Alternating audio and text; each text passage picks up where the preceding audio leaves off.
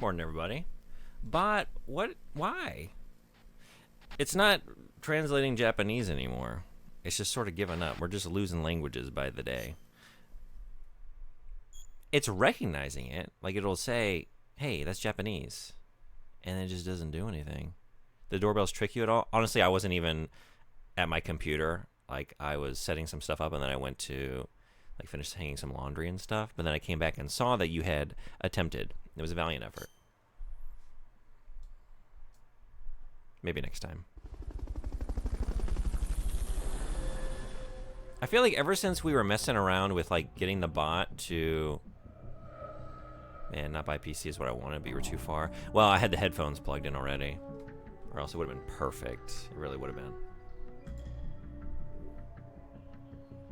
I don't know what to do here. I guess I gotta... I haven't changed any settings within the bot itself. By, like, entering certain commands in chat, could that influence the actual program at all? I don't know. Is there any, like, input from chat back into... Like, can you enter certain commands that would change the behavior of it? Because that's a new development. And it's ever since we were, like, messing around with getting it to... What were we doing? Like, identify certain languages and reverse translate? I don't know what's going on. Work correctly, bot. If only it was just that easy. I keep hitting the work good now button and nothing's changing. I don't know. And that's like the language I need the most. That's the whole reason. No offense, Frederick. I love the Norwegian. But the primary reason for the bot originally was it has nothing to do with what we've done. Yeah. I didn't think so, but I was like, I don't know why that would have changed recently. Red Eye also had issues. Yeah, but I popped into his chat last night, and his is translating Japanese as usual.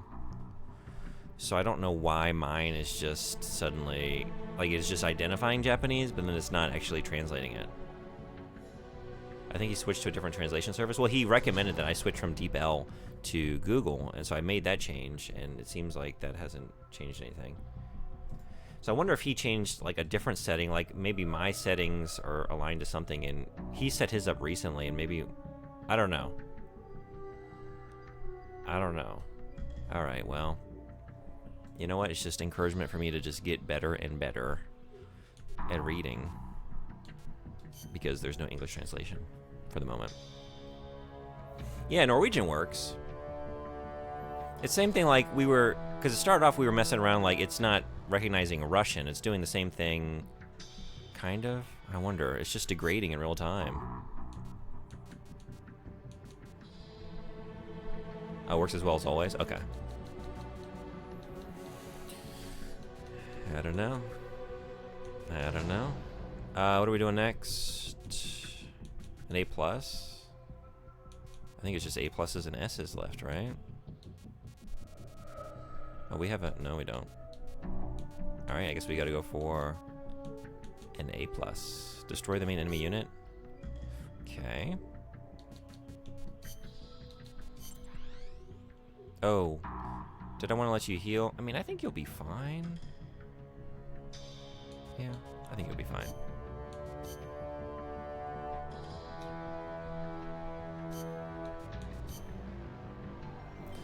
Thank you so much. 100 Power, welcome. 22 months. We're coming up on 2 years. Isn't that crazy? Feels like only yesterday. Thank you so much. I really appreciate that. How you doing? I'm not going to curse the stream today. I'm not going to say we finished Peace Walker today, but, you know. All I can say is that we're very close, maybe, to moving on to Metal Gear Rising or Vengeance, and I have that ready to go. We could be in that game in 30 seconds if need be. And maybe the need will be. But right now we got to go find a Zordornov again. Number 5. I thought it was the 4th time.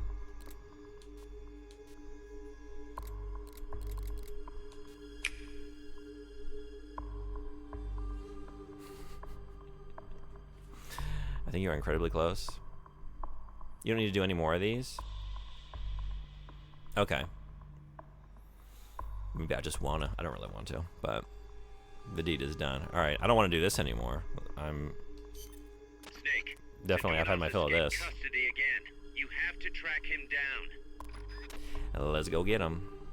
These being sending teams to fight. Yeah, I figured you meant the outer ops. I just figured, like, while I'm doing it, might as well send them out. Because I kind of got a hankering to just fight a tank or something today, too, while we're here.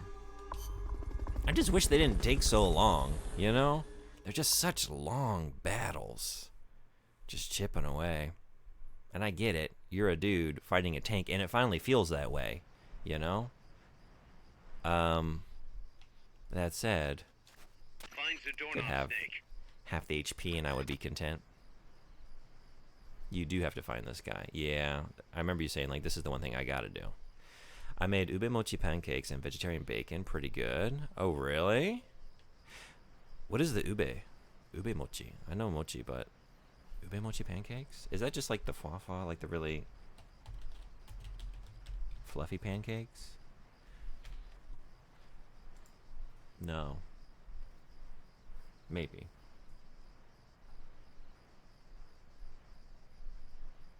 I don't think I know what ube is. Butter mochi? I don't think I've ever had this. It's a purple root vegetable? It's from the Philippines. I don't know that I know these. Ube powder is in it? I don't think I didn't know what ube was. Those look pretty good. So were both things pretty good, or was one thing really good and one thing so-so and it balanced out to pretty good? Like, what's the story? Pancakes versus bacon. What's the highlight of the meal?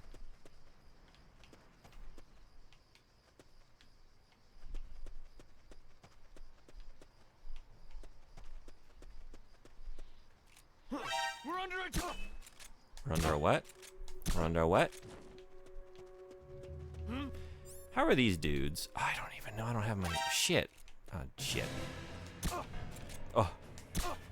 Oh. Okay. Should we just take them? What do you think you're seeing? Where do you think you're seeing it from? Well, let's get some dudes. We'll just take them. Fold them all. Let boss sort them out. We're boss. We have to do it, sides. We're giving ourselves work to do. Hey. Okay. I can't wait for you to start rising. I'm very excited. I thought about just jumping into it today, but I was like, I gotta be really close to finishing this up, because I know I dicked around for a long time yesterday and was slow and did some unnecessary stuff, but I did make progress. Let's just walk our way to the final piece.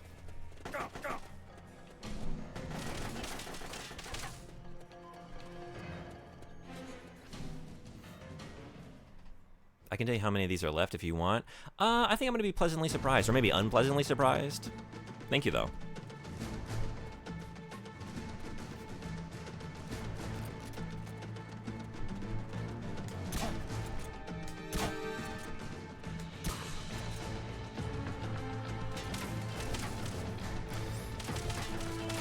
Let's just do this. Time for murder.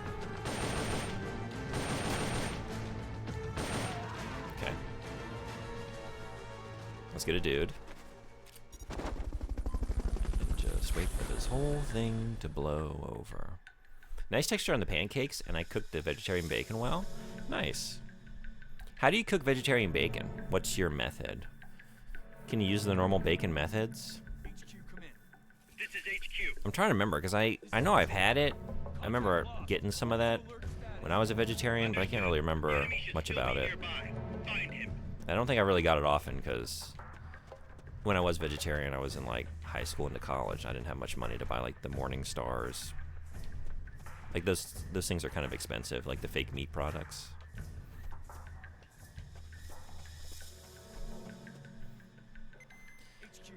In 5, I carry a non-lethal assault rifle. We should just play 5. That sounds like my kind of scene. Understood. This time I did pan fry on medium-high for just a few minutes. Added olive oil to the pan. Nice.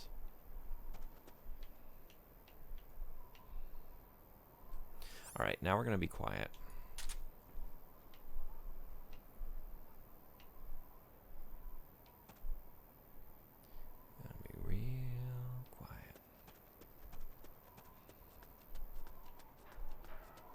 shoot you in the back of the head. Quietly. And that, by that I mean the helmet. Yep, and now in the front of the helmet. And now in the face. In the face. In the face. A friend of mine in high school would cook after his parents, and he would cook his vegan bacon in the bacon fat from his parents' cooking. I think that's a great idea.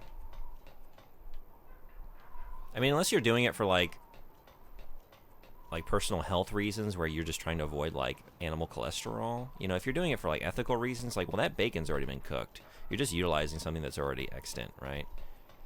And you're getting more usage out of it. So I think I find that acceptable. But I've known some vegetarians who do not. May as well use it. Yeah, exactly. Yeah, that was his argument, was that the bacon fat would exist no matter what. That's how I always was. Like, I wasn't doing it for health reasons, really. I saw some factory farming videos. My girlfriend at the time, she was a vegetarian. She introduced me to the horror that was like the PETA propaganda campaign. It's like, oh my God, this is what they're doing. I don't want to do this anymore. I don't want to be a part of it, but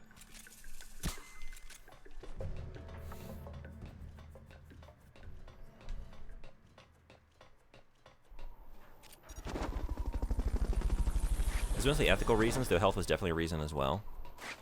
Yeah, if it's for that, then yeah, definitely the bacon fat is gonna maybe like undo some of the good work you're doing by, like, you could just eat some lean meats or whatever, and if you're eating vegetarian meats and then cooking in bacon fat, like, I think you're actually in a worse position.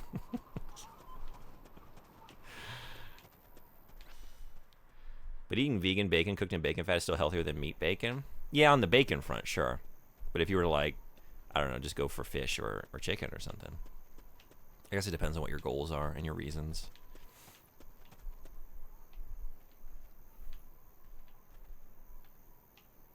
I guess it depends on the grade of meat, because, like, some of that stuff, like some of the fake meat stuff is, like, so packed with, like, nonsense that actually I don't really know how it all shakes out. What you'd be better off eating.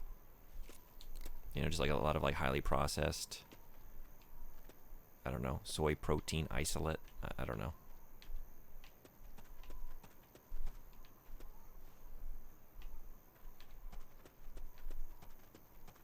I can't comment on the quality of the vegan bacon. I can't really remember. It's been so long. Someone attacking? Oh shit. But also, like, growing up, I didn't get a lot of bacon. Like, my mother was always kind of like a health food nut. So, if we got bacon, it was turkey bacon. And I remember, like, feeling like the vegetarian bacon wasn't a far cry from turkey bacon. Oh, yeah. Why'd you think you were going to get away with that?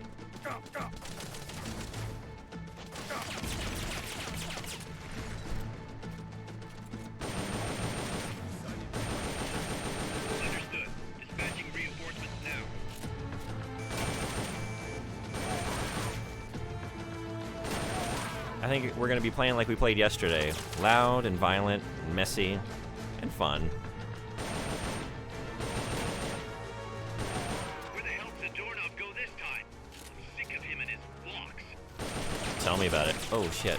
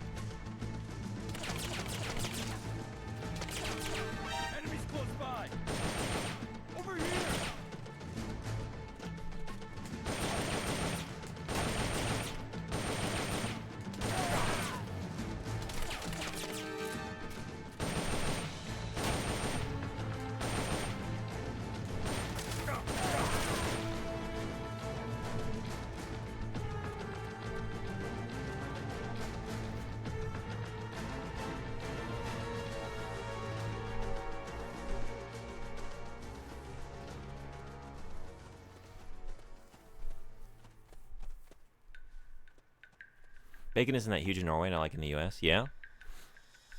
The Morningstar veggie bacon tastes very much like turkey bacon, according to a lot of my meat-eating friends. Yeah, that's what I remember. And, I like turkey bacon. Thoroughly search every possible hiding spot. We're dealing with a real Most of the bacon I ate in my childhood was bacon bits with fish dishes or bacon strips on pancakes, and pancakes are dinner food here, not breakfast. Yeah? Otherwise, would they be similar to the pancakes I'm accustomed to? Not that you would know what those pancakes are like, but are they sweet? This is patrol. Or are they more like savory pancakes? Understood. Return to base. Pancakes with bacon and blueberries is very common. On top of the pancakes, like not on the side, inside. Out pancakes are thin, you roll them up. Oh, so crepes. Kind of like that. Let's take a look. Whoop.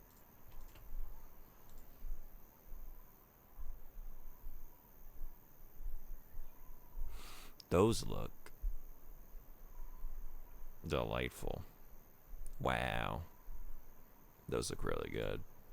Okay, I'm in. Okay, if I were a Zadornov, would I be up here? I wouldn't. Oh, but if I were a ration, I would be.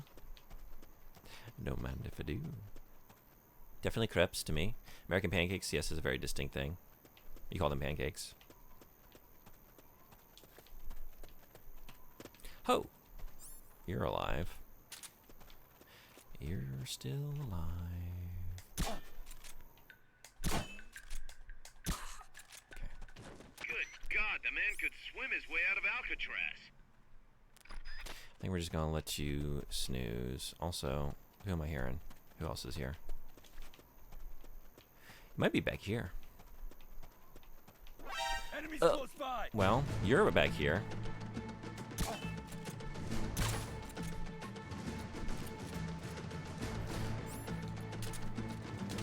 Actually, you know what? If we're gonna do it this way, we're gonna do it this way.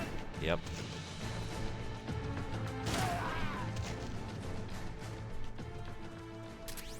Okay, and he is not back here. We have these. Svele. Ooh.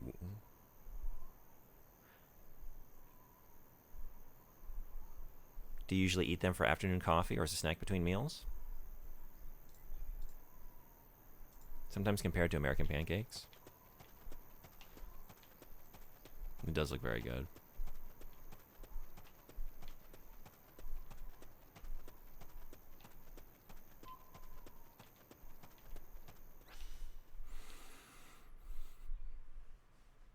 I really like the Japanese ones.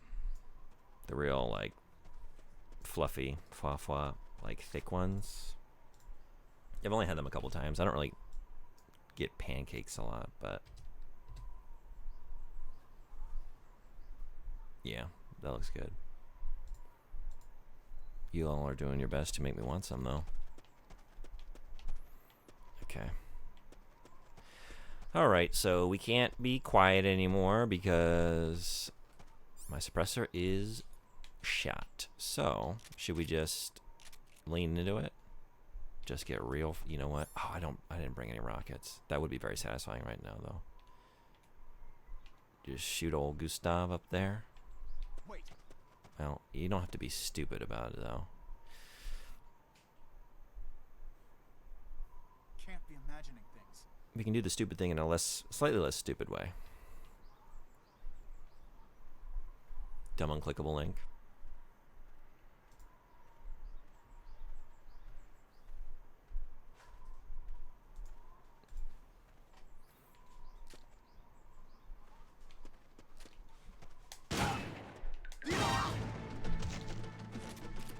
I heard gunfire.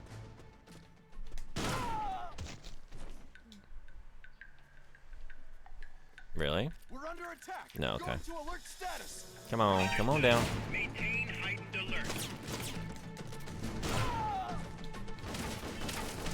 Like shooting fish on a ladder. Oh no.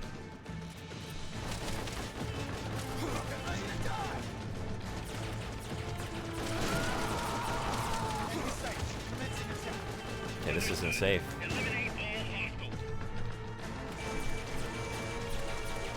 hostiles. This shotgun is way better than it needs to be.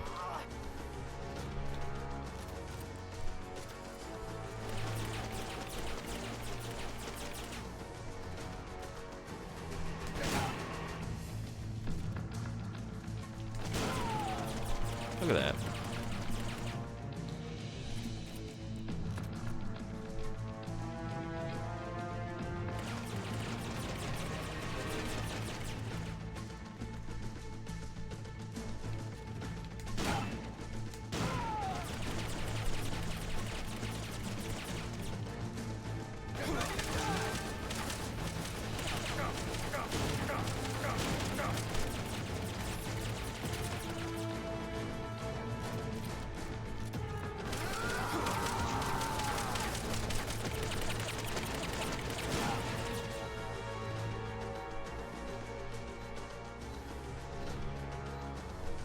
You going up?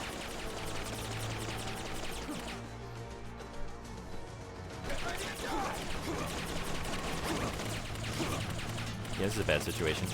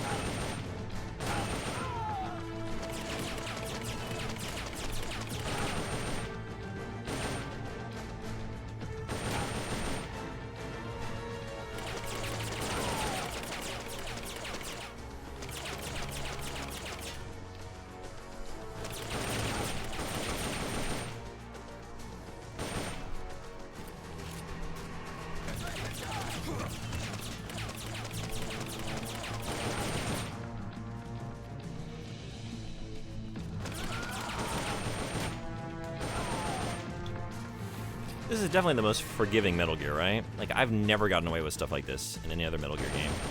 Not for more than, like, 10 seconds.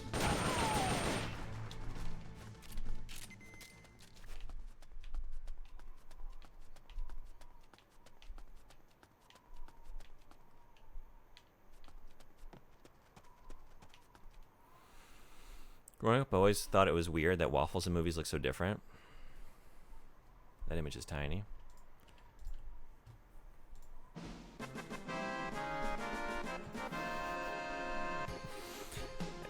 Yeah. I mean, yes, we were victorious. We killed everything, and we didn't die. That's a victory. I'll take it. Thank you. How, like, what is the scale of these waffles? Are they like, could those fit in the palm of your hand? I'm trying to look. Is there anything in there that gives me a sense of scale? Because I don't know how big that plate is. No? Wait, would not fit hand? They're a normal size? You know what my brain just did? I saw the word tiny, and then you were like talking about, you thought waffles in movies look so different, and then somehow I just combined those two ideas into like, oh, you have very tiny waffles, and our waffles are so large, and that's why they look so different. But that's not what you're saying at all. But each heart would? Okay. Okay.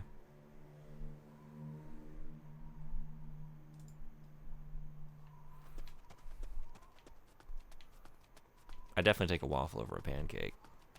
And I would take those waffles. I guess maybe you're in the crater base? Let's go find out. Most likely not, and we're going to work our way back, and it's going to take 45 minutes. Guys, I'm inside the facility. There's rows and rows of trucks here. What? Zadornov should be somewhere in that area. Okay. Find him. That threw me for a second. Like, it's playing the cutscene when we haven't had this before in these levels.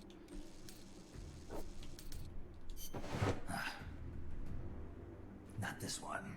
Not this one. Metal Gear.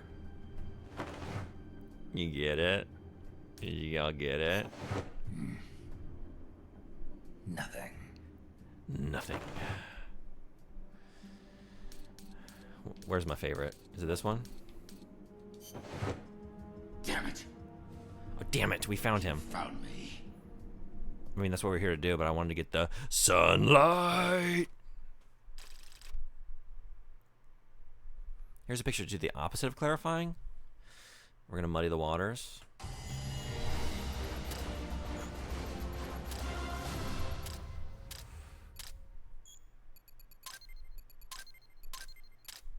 You will see the image and think it's a giant waffle, but it's a child. That crossed my mind, like, wait, very big waffle or very tiny human? I think those are child hands, but I wasn't sure. I would like those waffles. The more divots, the better. Look crispy. Yeah, I'm with you. That's my kind of scene.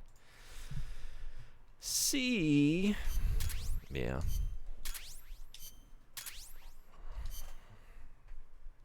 right, let's go take a look at our new dudes. Close, but no cigar. Not for you anyway. Snake, we're coming to pick him up.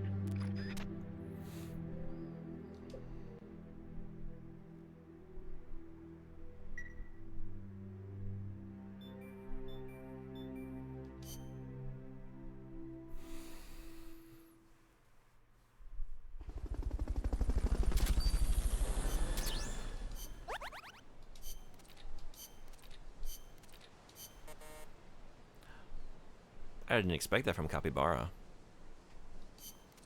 Are Capybara aggressive? Actually, I don't really know anything about them. They always have them at the aquariums around here. For some reason.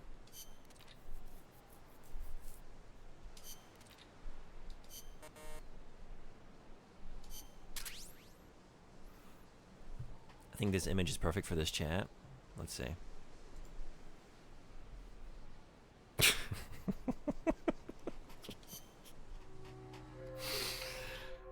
God damn it. I didn't send them out, did I? Oh my god, what are you doing? Why are you the way that you are? Where did I put y'all? Is he here? Yeah, I was supposed to launch the attack. Well, so it goes. That dog is not dangling, though. That is nestled in those divots, nice and securely. Great callback. That's the best callback. Yeah.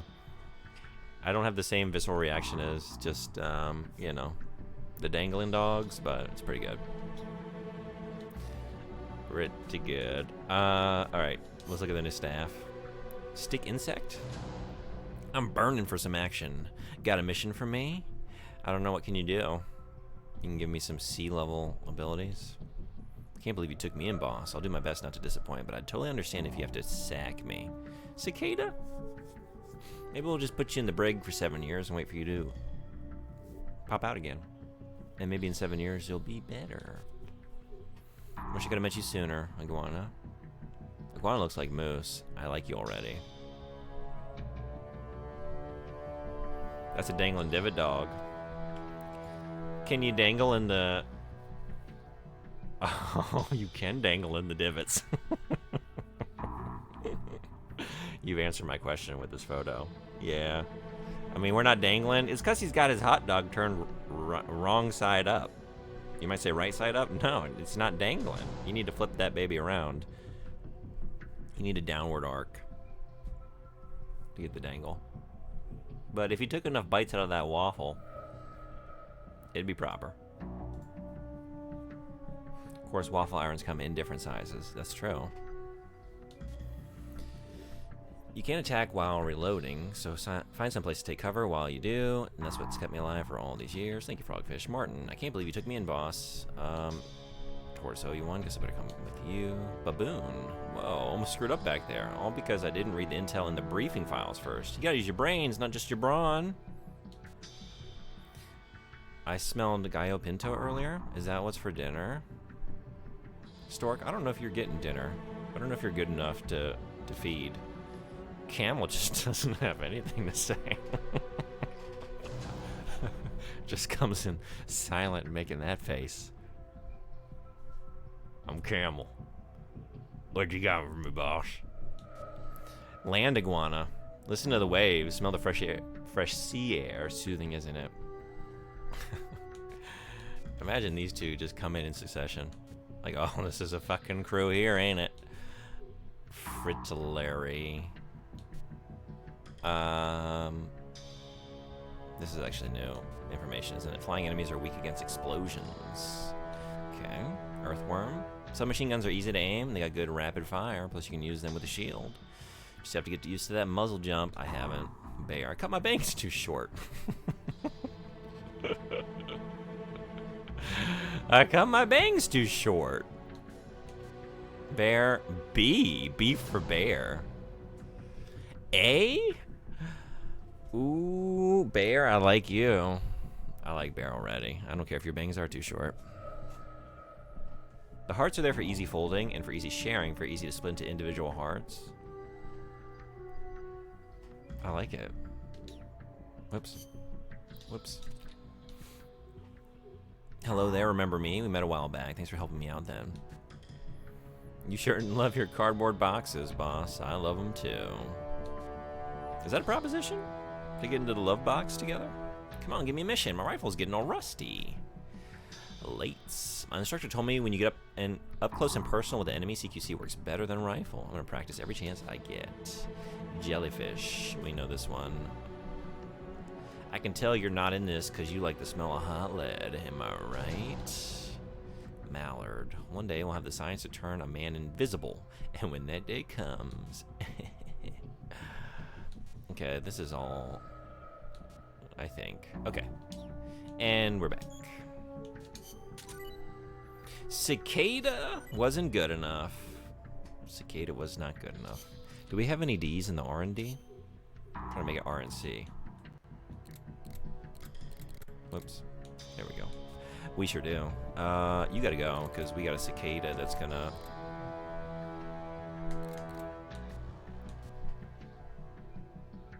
Right? We're gonna get less GMP. Actually, let's drop you. Oh, quitting smoking is easy. Well, we're giving you a reason to maybe take it up again, because you've just gotten fired. I'm sorry. Don't stress smoke. I don't want you to relapse, but I just can't keep you on. You know.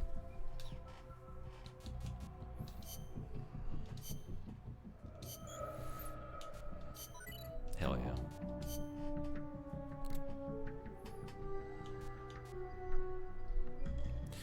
Ooh. I guess we're gonna save for that. Maybe I'll get it just in time to finish the game. Okay. Hey, Mr. Popsicle, what's going on? Welcome. How much metal could they possibly fit in those gears? How much? How much more metal can we get out of our May? We got, what, 13 days remaining? 13 days, 13 gears. Main ops are all done. What are we gonna go do? We could fight something. Fight a tank. Fight a chopper. Fight an armored vehicle. We get the dead man's treasure. Retrieve all... Whoops. Retrieve all the items from the cloud forest of Central Heredia. Beware of ghosts? Say no more. Yes. Complete the mission and proceed to the Fulton recovery point. So Who you gonna call? Big Buster. I don't know. Last link I sent, oh yeah, I need to take a look, is an example of the hearts, splitting into parts for sharing or easy eating. Those are delightful. Oh my god. I can feel it. I can feel the tactile sensation of biting into one of those with the jam on it. It's a very good photo. Thank you for that. Has to be enough to sell on the Madel black market for a couple bucks. Might depend on the size of the gear, how many teeth it has. You don't know. I mean, what's the going rate for a good cog? And how many teeth? What do we think? Do we want like octagonal? Not octagonal, but do we want like 8 teeth on our cogs, or do we think the general public is more like, nah, 6 teeth, 6 teeth on, or 10? Maybe something wild like a 3. Like that doesn't even seem effective. I don't know. I don't know what the kids are into these days.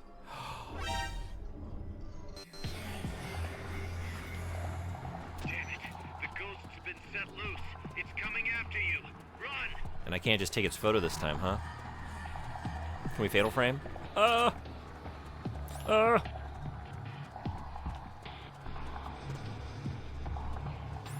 Whoa, no time. He got me. Jam is a default thing to put on waffles here, or brown cheese, also sour cream. Oh. Okay, we'll be ready this time. Although this isn't the mission, is it? 0 shot. Fatal frame. Okay. What are we doing with the ghosts? Oh, we're looking for treasure, right? So just, we don't fuck with the ghosts? We just get the treasure.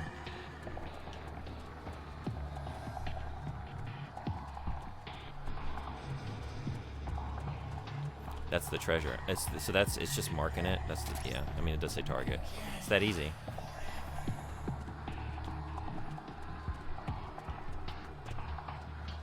Hey, Lucky Boy, what's going on? Aloha. How you doing?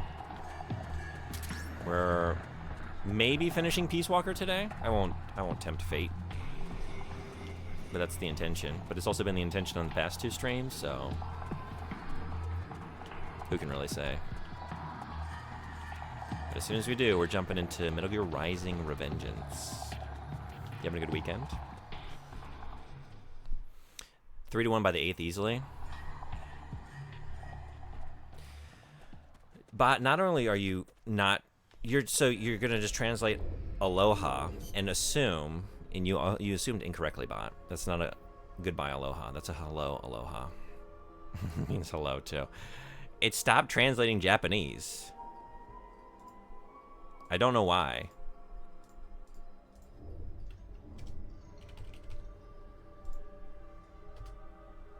We just don't get anything.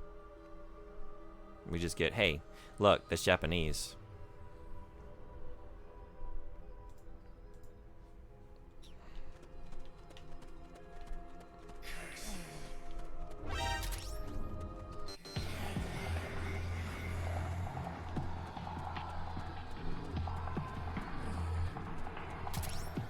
Ooh.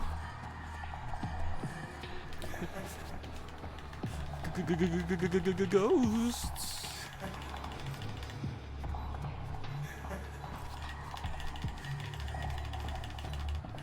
Oh shit, I'm gonna die.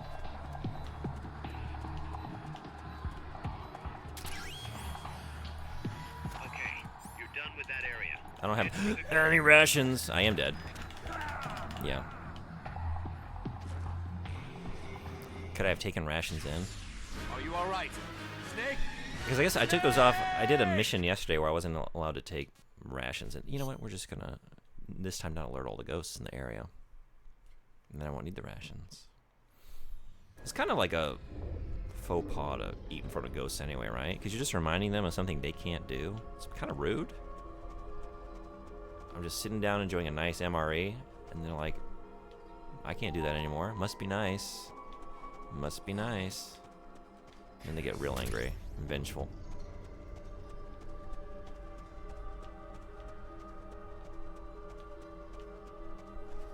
Okay. A better start.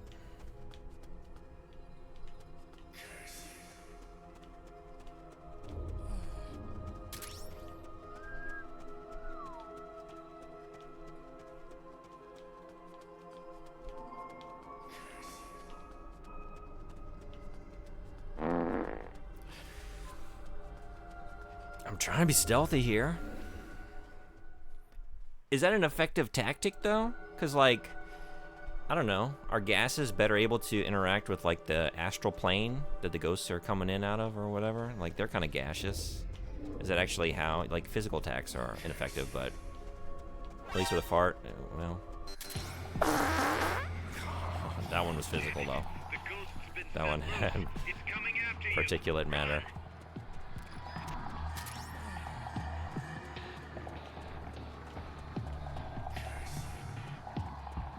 Oh.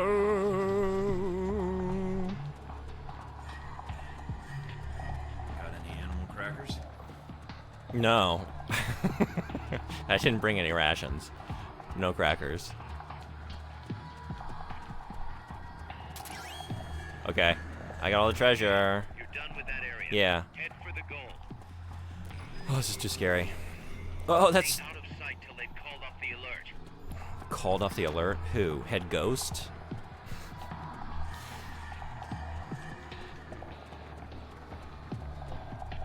Now we just need the scene where we, like, go behind the ruins here, and it's like, I knew it!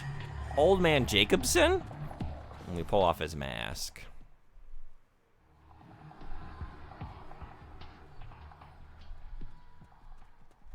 What would be our Mystery Machine crew? So, is this Fred? Snake is Fred, maybe? Which snake is our most Shaggy-like? Who's Shaggy? I guess Eva is, what's her name? What's her name? I don't know. No calorie mate? I didn't bring anything in. I do have... No, I don't. Oh, I do have rations. Okay, I just can't use them. In the heat of the moment, I didn't even notice. Okay, I think I can go back now. Right? What about the mate you picked up? Daphne, thank you. Daphne and Velma, right? Eva is definitely... Yeah, Daphne. Velma is EE, right? From Metal Gear Solid 2? For sure. We can see her saying Jenkies. No, wait. No, wait, that is her thing. Or is it... Yeah, no, she's Jenkies and then Shaggy is Zoinks, right?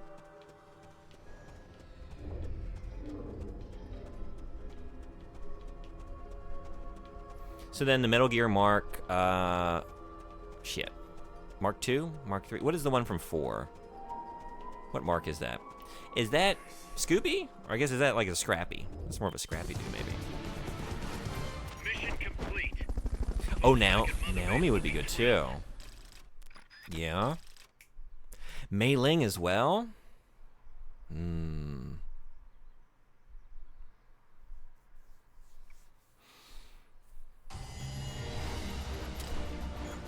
I was thinking, like, EE has the glasses, and then also, I don't know, I could just see her, like, with her manner of speech. Kind of sounded like Velma a little bit.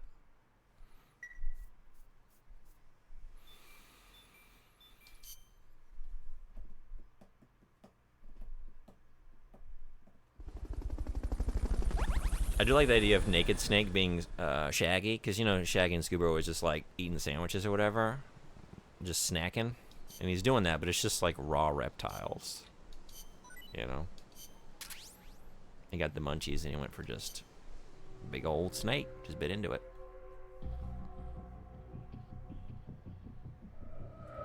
You're putting Eva in a box based on the identity she tricked you with? That's not Eva? Yeah, I wasn't really... I was mostly thinking about Velma more so than Daphne, to be honest. So I kind of just, like, quick sorted her and moved on. But you're right. Actually, we need to learn more about Eva. Let's go learn more about Eva. We have some tapes. And I only listened to one of them. Yeah, what's your sleep schedule like now? Raiden is scrappy. Nobody likes him.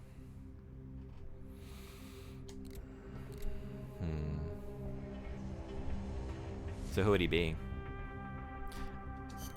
Let's get this mission started.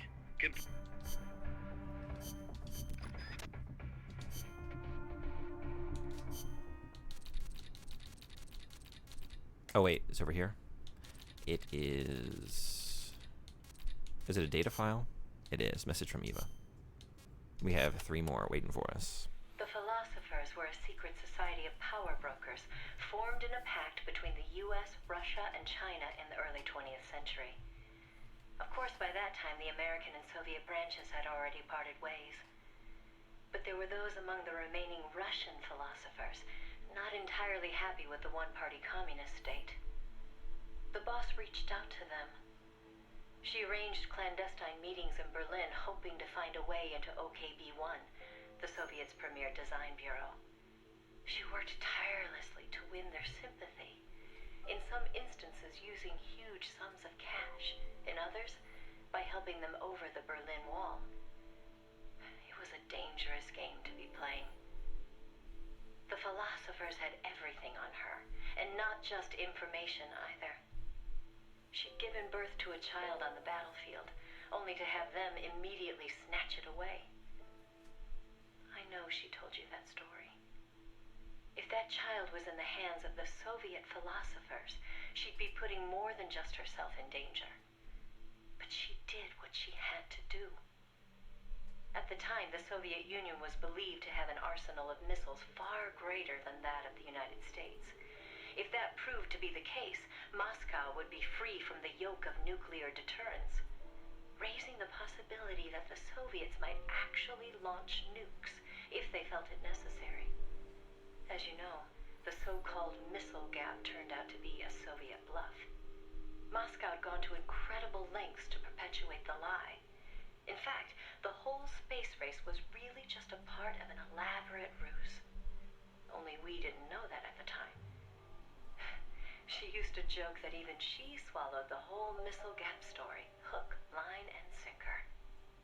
She put her life on the line, for the sake of her country, to prevent nuclear war. And it was because of her sacrificial efforts that America succeeded in placing a sleeper agent inside OKB-1. NASA began to receive huge volumes of technical data from the Soviet program. By the end of 1959, they'd succeeded in sending a chimpanzee named Sam on a ballistic rocket flight. The rocket never left the atmosphere. But all the same, it was a huge success for NASA, restoring confidence in its technology. Then, just when the operation was starting to produce results, the CIA came calling. "You're a war hero," they said. "No need for you to dirty your hands with this sort of black ops. We'll take it from here." In effect, they wanted to reap the rewards for themselves. But the boss didn't object. "My part is over," she said. "I don't care what you do with the data now."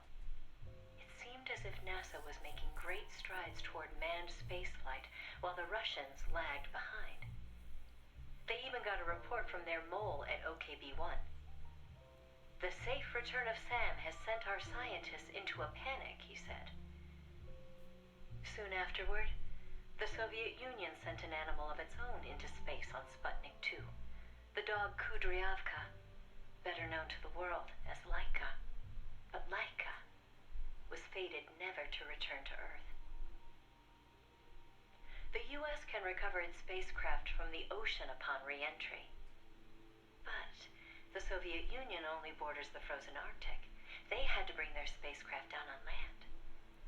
How could they soften the impact enough to bring a living creature back safely?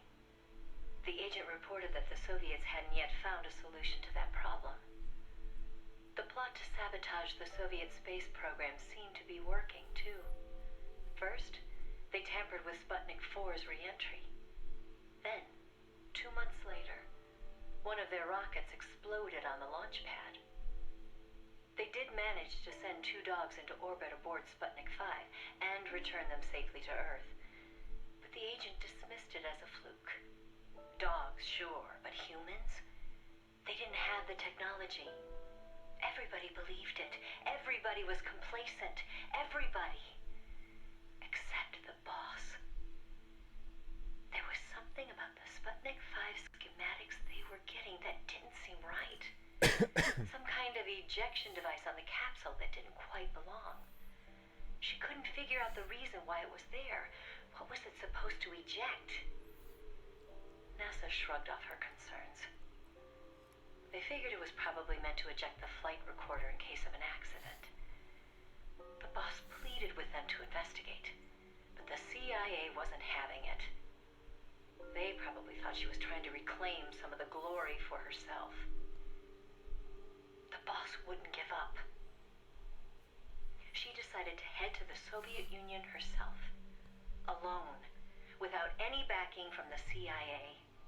By the beginning of the next year, 1961, she'd succeeded in infiltrating OKB-1.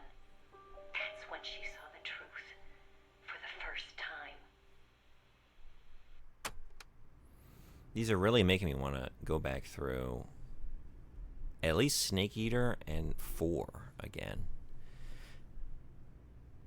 Just these tapes by themselves.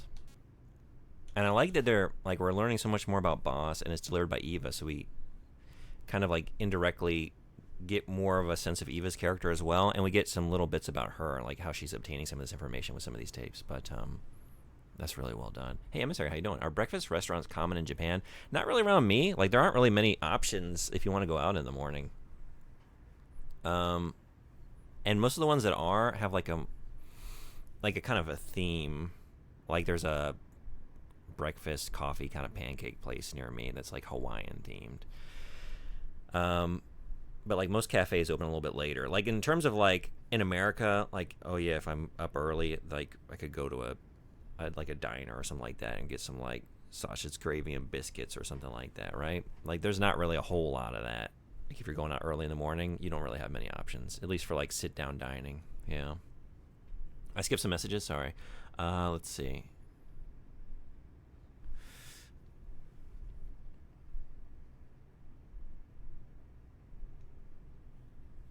Calorie Mate? Eva's both Daphne and Velma in 3. Hey, Steelcams, how you doing? Welcome. How go the pants? Pants are well. Let's go run around in them. I'm going to save those tapes. I don't want to listen to them all at once. Let's do a little bit of a gameplay in between each tape because they're kind of long. What are we doing next? I guess we need to check on our outer ops. See how they did. I get what you're saying, but like, you can't tell me that Eva would be a better Velma than EE, right? She even has the look to a certain degree, right? Isn't that our best choice? Who's to say the identity she tricked you with is who she is, any more than the one she tricked Volgan with? That's true.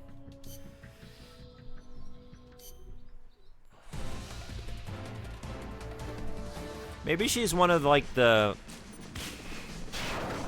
tricksters in Scooby-Doo. That's like arranging for all the fake ghosts, you know? Just tricking everybody. Making us believe there's a monster in the swamp, and it's really just like a projector and some muddy sheets or something draped over a, I don't know, an employee at the old amusement park.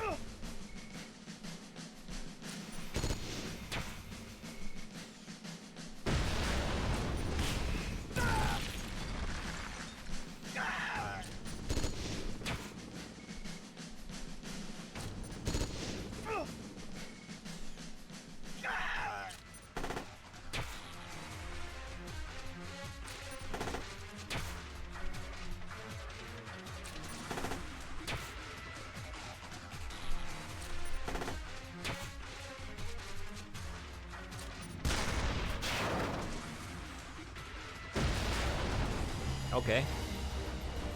Oh, Eva's the villain. Midway through the game, she takes her glasses off, and you suddenly realize it's Eva. Well, in reality, I told you, but that's how the episode would have ended. Yeah, in reality, it's, I don't get it, and I continue to believe that there's both a monster and an Eva, like, behind the curtain that, you know, made me believe there was a monster, but they're still, like, separate people. They're not the same person. That's in reality.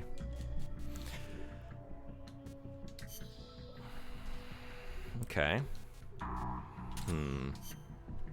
We're down a Chopper. That'd be okay. I mean, we got Zeke.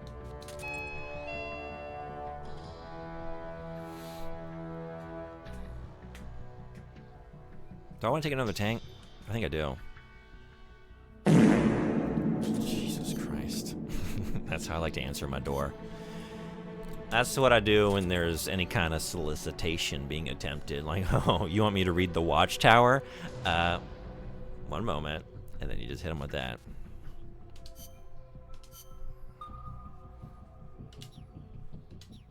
Would your Lord and Savior forgive me for that?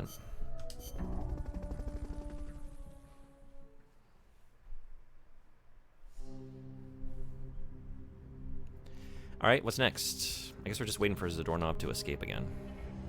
It's been a couple years since I played last, but I ended up getting sucked into WoW again. It's been nice to do something mindless after going so hard on music for so long. That's awesome. Did you hit your goals on Final Fantasy XIV? Because I know you were doing that as well, trying to get everyone up to level 60, right? Or are you taking a break from that with World of Warcraft? I don't know. What should we do? I guess we gotta go fight something now. Or, well, actually, wait. We can do base defense. Let's try that. Enemy reinforcements have been dispatched to the underground passage at the U.S. missile base. They must not be allowed to enter the control tower while Snake is there. Defend this position. Do whatever it takes to prevent the enemy from breaking through.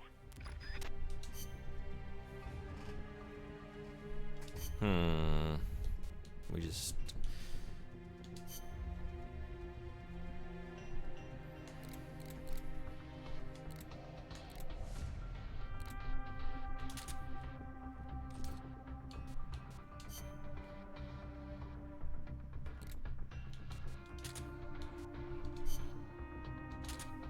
Adds in 3 minutes.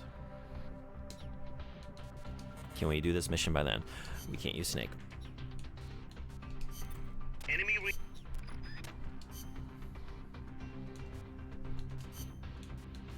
Guess we're taking... I just sent Moose out. Rattlesnake, do you got this? Let's find out. Now, I got really bored with the FF14 grind. That said, I've replaced that with another level grind in WoW. I've got every class to at least level 70 now. That's awesome.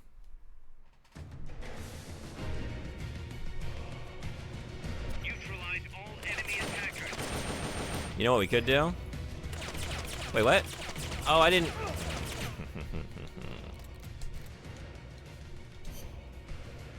That was not your loadout I was just tinkering with.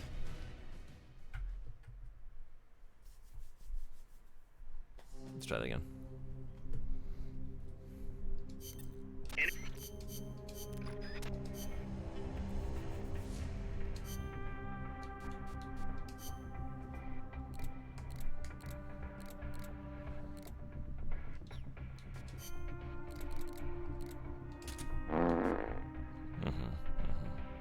Okay.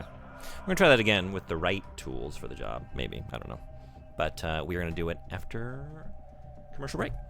Ads are kicking off. I'll be right back. See y'all in just a minute.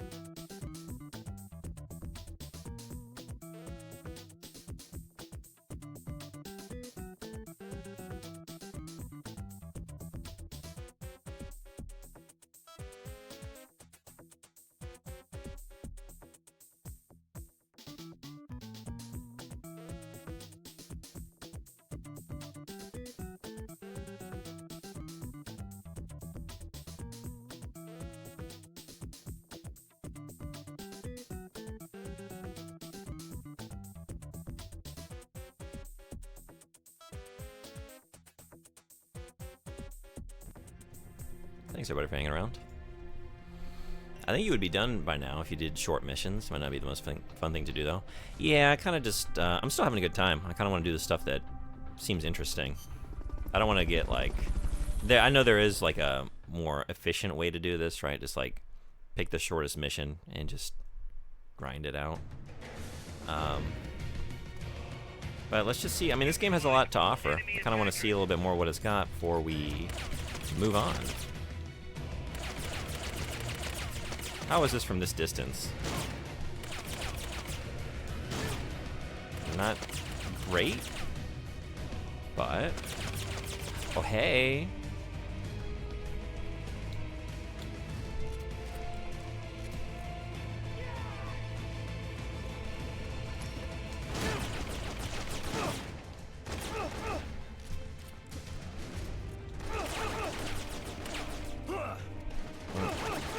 No.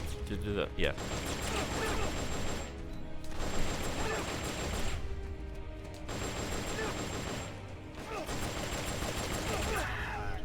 Oh. I guess I didn't have my rations on, did I? Or maybe I did. Did we burn through them? What happened? Please. We're also not playing as Snake, so I need to remember that. Do you ever lie and tell people that the most popular movie theater food in the USA is spaghetti with vodka milk? That's a hell of a pissy shitty. You did? You ate them all? Yeah, we're... Okay. This isn't Moose either. I need to be a little bit more careful. Got a little complacent, like, oh yeah, I'm at the point where I can just, like, be kind of sloppy and withstand a lot of this, but not with you.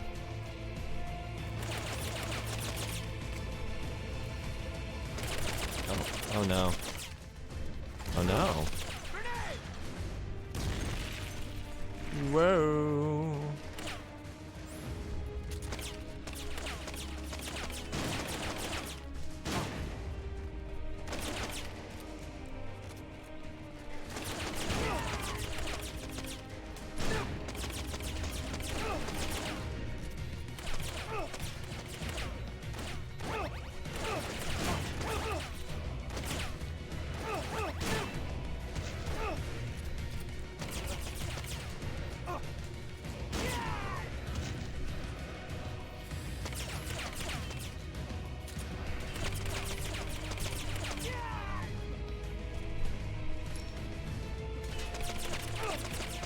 Okay, we need to get to this. There we go.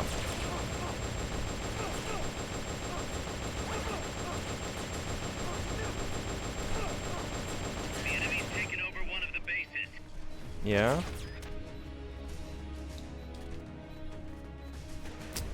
You sneaky.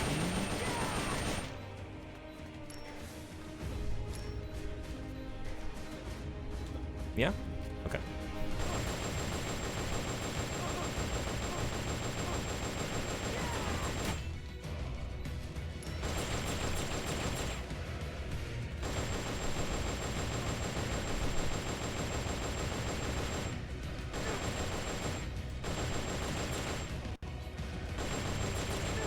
Pardon my tongue, darling.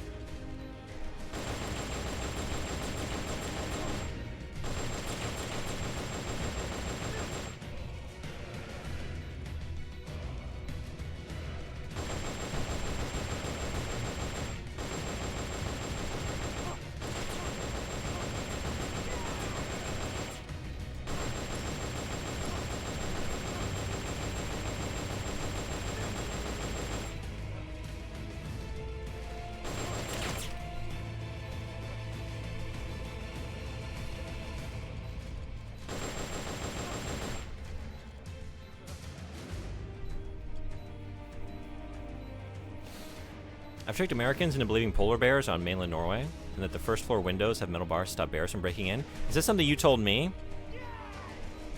I think I believed it.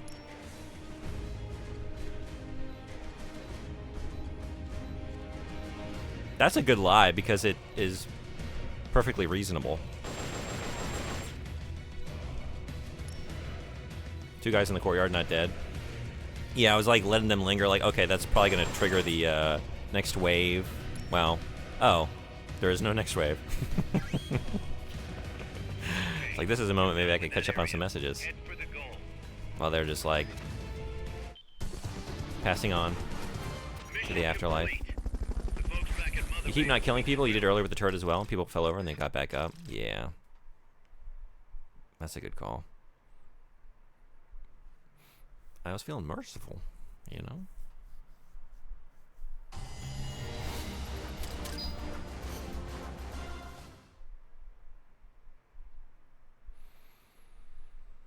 One guy even believed we have armored school buses. Snake, Zadornov's done it again. That wasn't me, was it? Great. Was that the one guy? Snake, Zadornov's done it again. Ah, give me a break. Snake, listen. Zadornov's done it again. Come on.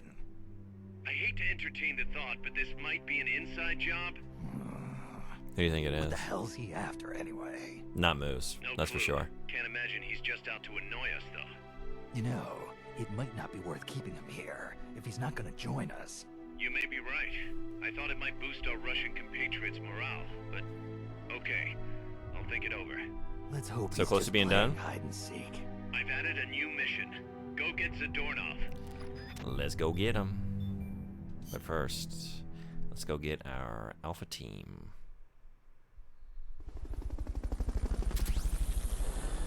Bobcat.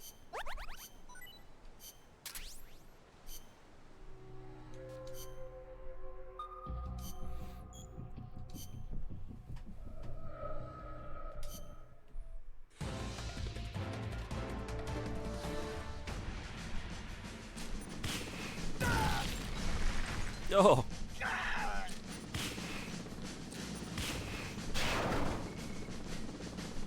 Tortoise. He might be dead, because I feel like he's been injured before. Slow and Steady did not win this race. Just killed you.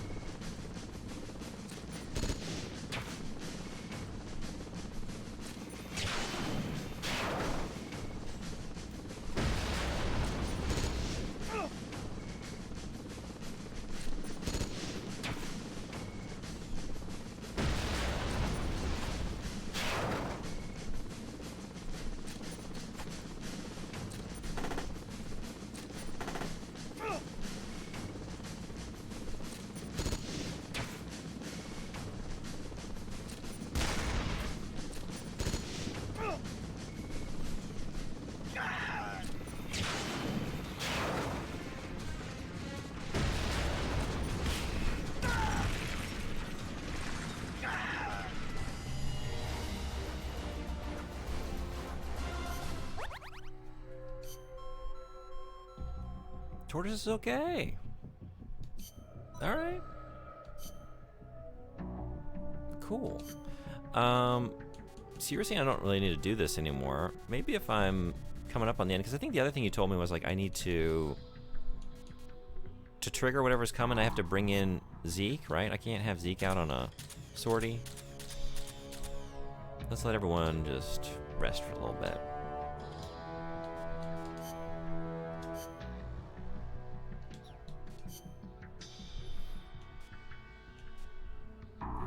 Ain't enough. Alright. Let's get Zadornov again.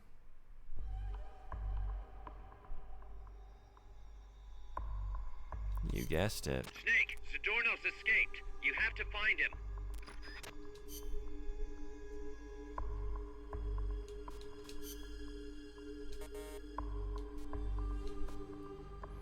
You just have to get him a few more times, a few more times? Oh my god. Really? Every time I'm hopeful, like, just, maybe this is the last one. Maybe this is it. Okay. Well. Well. Soon it will be. Soon. Persevere.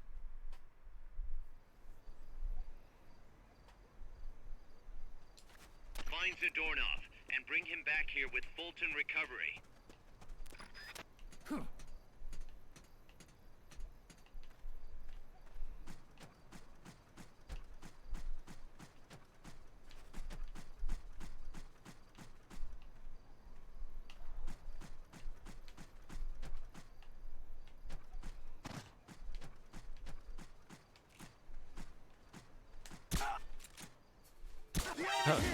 Shit.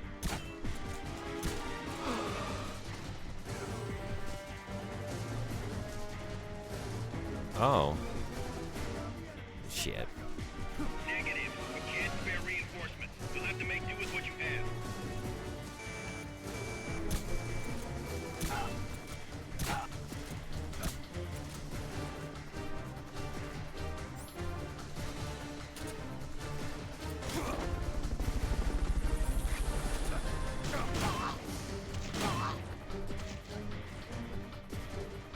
That was the right call.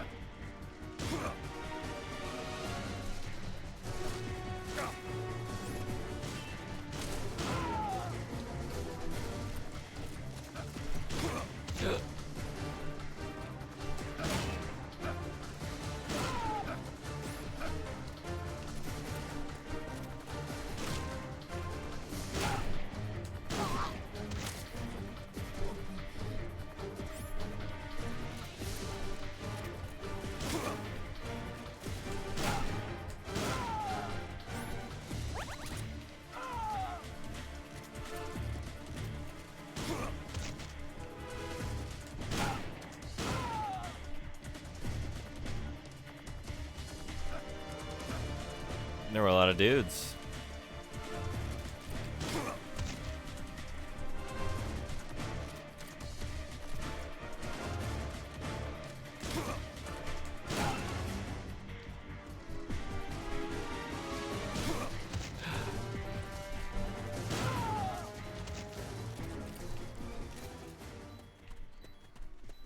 Jesus. Hey.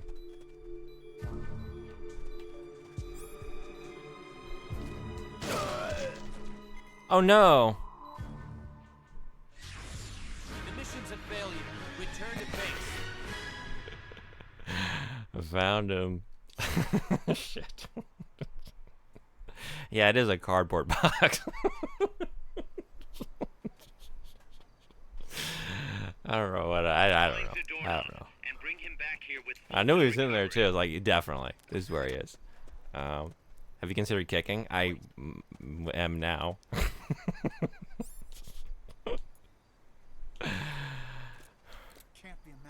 We should make sure you meet the requirements, like level 40 R&D team. Oh yeah, I don't know what level my R&D team is at. Let's take a look after this.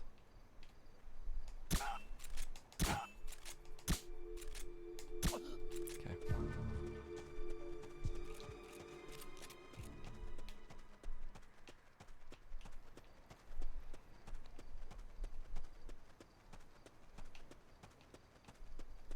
Hey.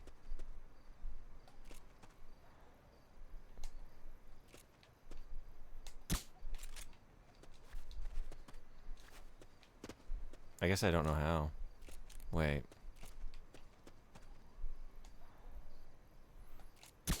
Shit.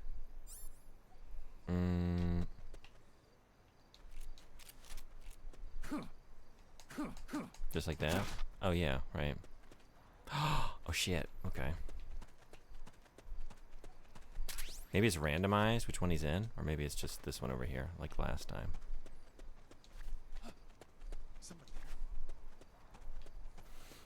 I think you meet all the requirements, but if not, it's good to get on that right now instead of realizing right at the end. Yeah, because then I would have to like maybe grind out some tasks just to catch up to where I should be. I could be doing that in the meantime, right?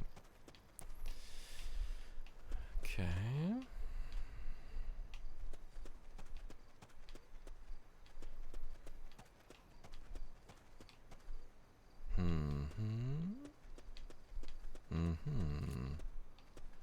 Uh-oh. Uh-oh. No!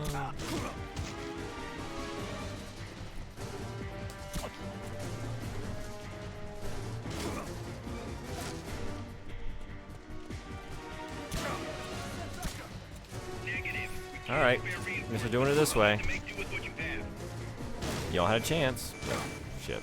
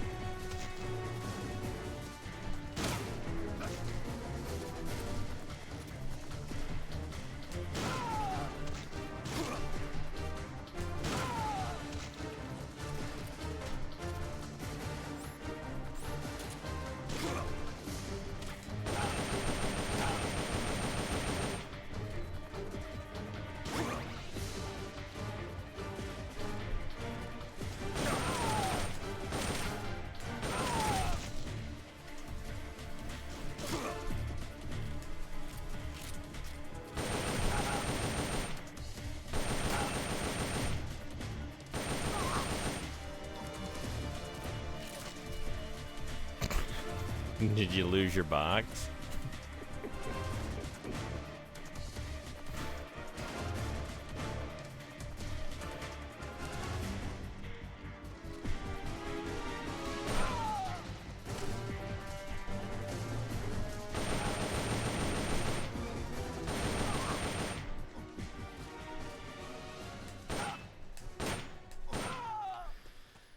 Alright, let's try this again. This time we're not gonna shoot him in the face with a shotgun. But we don't do that here.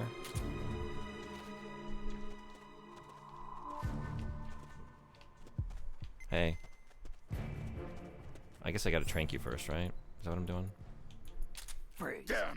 Or just do that. Okay. Tranky's in box mode. Yeah, he is. I slept on my neck wrong 2 days ago and it's still giving me a hard time. I've done that recently. I hope you get better soon. That sucks. Do you have anything you're doing? Like, do you have any... I don't know, like heat packs or anything?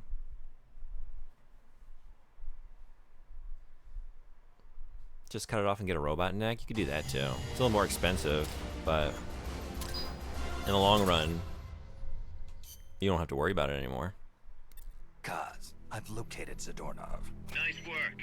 I knew you would. How could I be so stupid? Alright. I got a neck brace, but it's driving me nuts. Ooh. That doesn't sound pleasant. Full-on brace. That must be pretty painful then. Yeah, let's go check the rank. All right.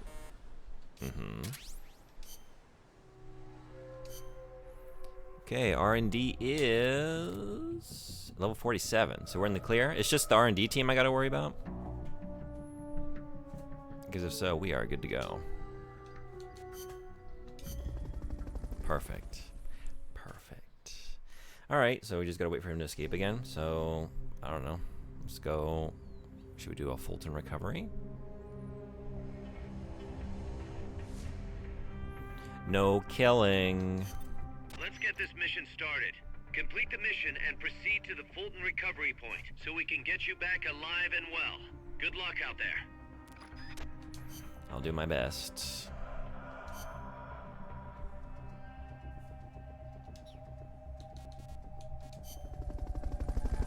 Yeah, I think you meet every prerequisite except for these ops. Okay.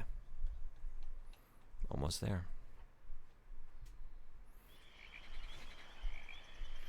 $11. And I have 11. Yes. Okay.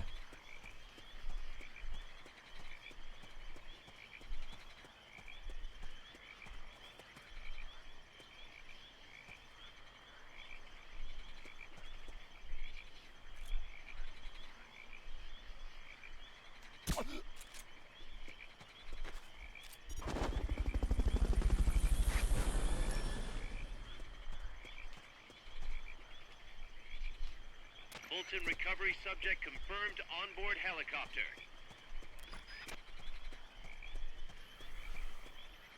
I can't imagine how difficult this game must have been on PSP. Yeah, I don't know. I don't think I would enjoy the experience of playing it on that little handheld. At a certain age I would have, I guess. At a certain age I was content with...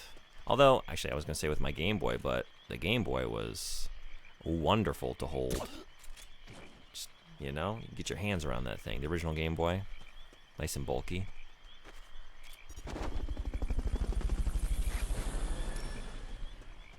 And also you got like 2 buttons in the D-pad. Fulton recovery helicopter is complete.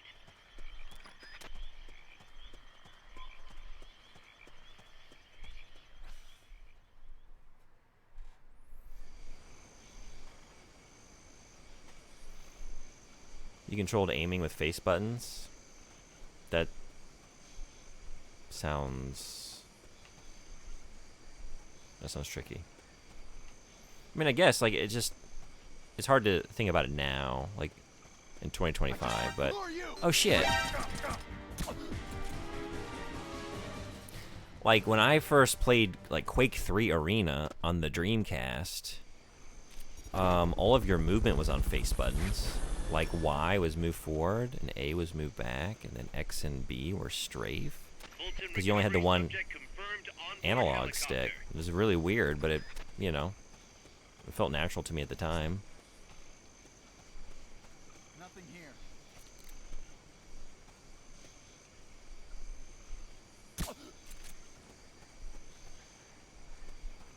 So, what are you, goofing? I don't think I greeted you. Hello, welcome. And if I did, welcome to your goofing account. How are you? Thanks again for clipping that little walk down memory lane from Armored Core 2 years ago. It was fun. I didn't know which voice... Oh, hey. We've done it again.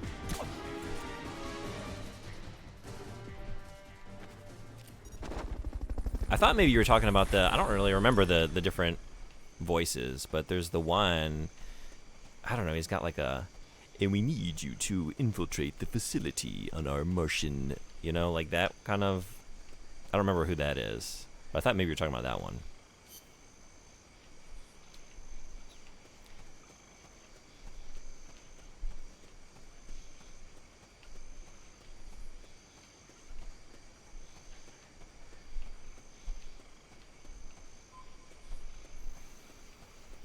Four-button movement is the norm, though. Four-button aiming is not. That's true. I guess I just mean, like... At the time, though, that wasn't the norm. At least for me. It was my first time controlling something like that. but I also didn't have, like, I wasn't trying to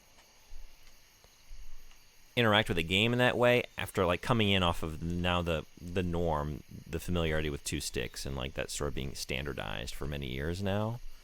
So just, like, that was 1999, that was probably 2000, it would have been, because I don't think that game came out right away.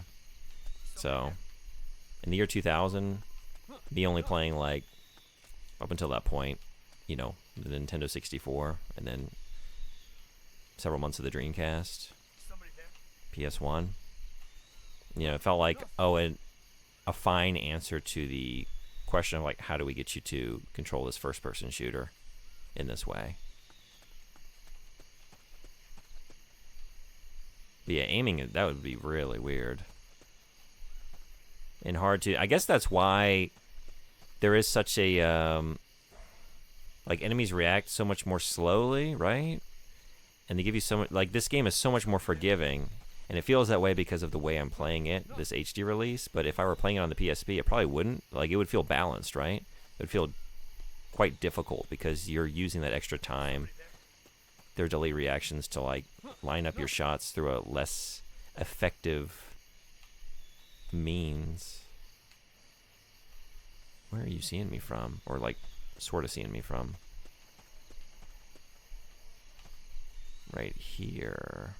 Are you going to see me pop up here? Maybe not? That's your head, right? Yeah, it is.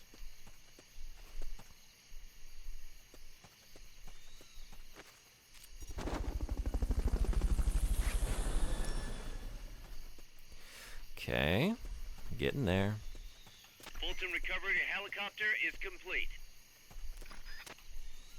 He's here! Oh. This was the more likely location for you. I was thinking maybe I just passed you by over here, and that still might be the case.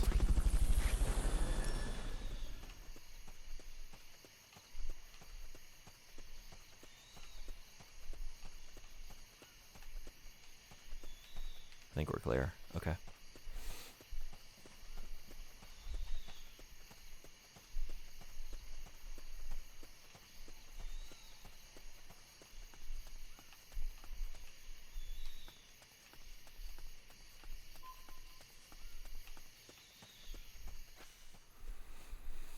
Alright, hopefully we have 4 dudes in here, because this is the last area.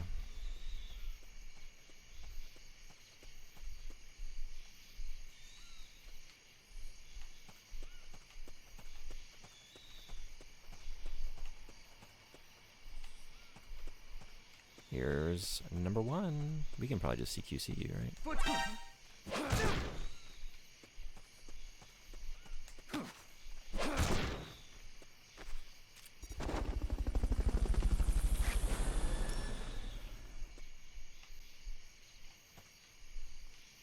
Oh.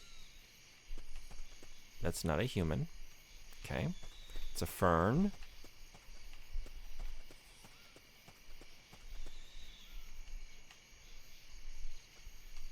Somebody there. Huh, nothing.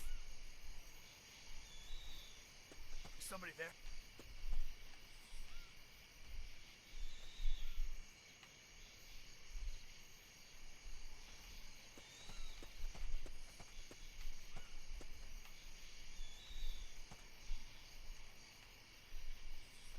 He's here!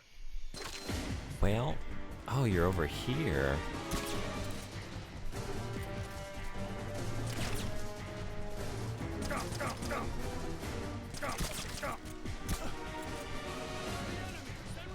Well, Negative. We can't spare reinforcements. You'll have to make do with what you have.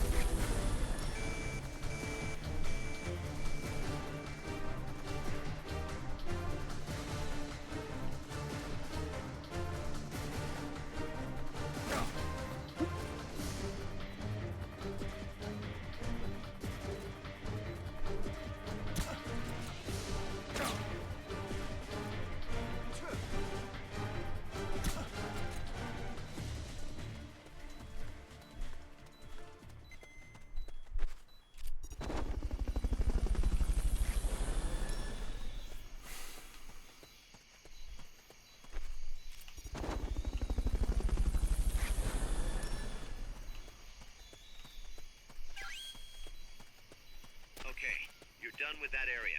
Head for the goal. Do you often mistake plants for humans? It happens. He's done it a few times. In my defense, they're in disguise. They're in camouflage. You know, they're covering themselves with plants, and so can't trust a plant. Never know. You know. Also, like, I read that second Goosebumps book at a young age. I think it's the second one. Don't Go in the Basement. Is that what it's called? Where the neighbor, I'm trying to remember now, is turning into a plant man. Oh, it's the doorknob. What's he got, an escape fetish? He clearly has friends on the inside, but we've got no way of knowing who. Stay out of the basement. Persistent bastard, I'll give him that. Where is he this time? Stay out of the basement. He must have found and gotten rid From of the 1992. transmitter. I learned my lesson with that No one. idea where he is. Snake, think you can find him? We can't just let him run around. We should do a Goosebumps book for the book club. I'll say. Since we can't locate him, I'm afraid I can't add a new mission. You know what to do, Snake.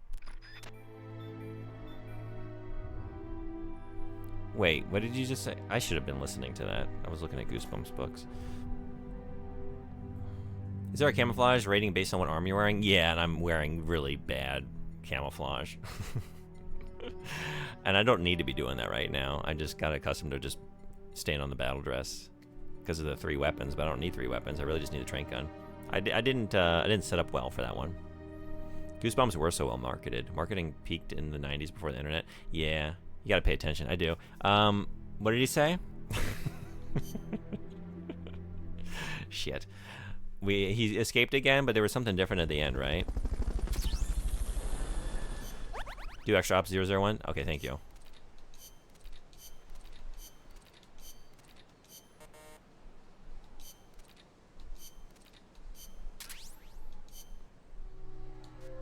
I don't want to play Metal Gear anymore. I just want to read Goosebumps.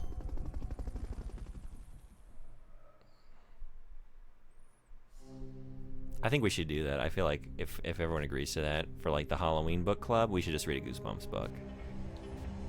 Can I mandate that as the streamer? Like, look, we're reading a Goosebumps book. Y'all can decide which Goosebumps book you want to read.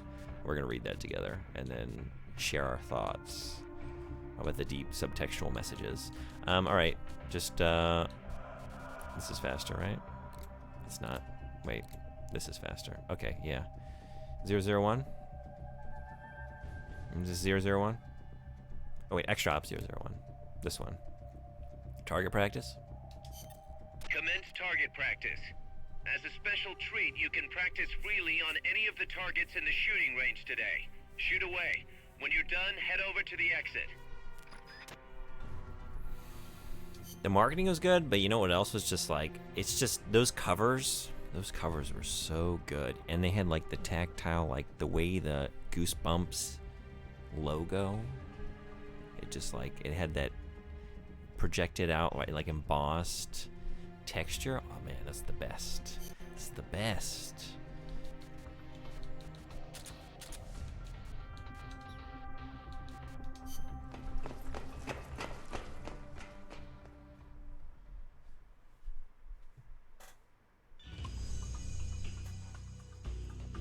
Welcome to the shooting range. Just the place for a little target practice, huh? When you're done, head over to the exit.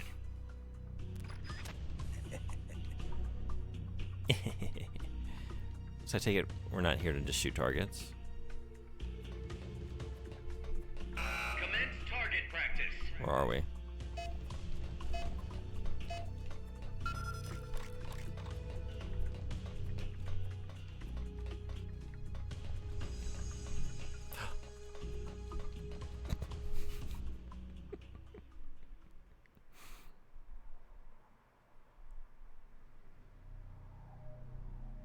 Big boss.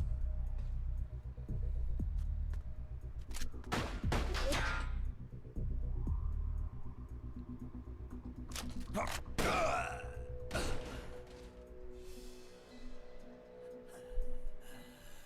work is done.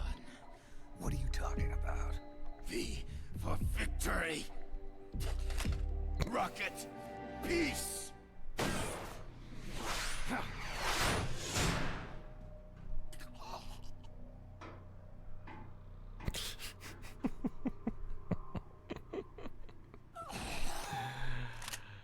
Dragon piece. Kaz, I found Zadornov. I had to kill him. Huh. So much for our fugitive. Something's not right here. I'm thinking he had a friend. Someone inside MSF. Huh? What's going on? It's Zeke. It's moving. What? There's somebody inside. I can see them. Snake, get up here. Pronto. Do we have to fight our Zeke? Are they gonna make me destroy my big beautiful Zeke?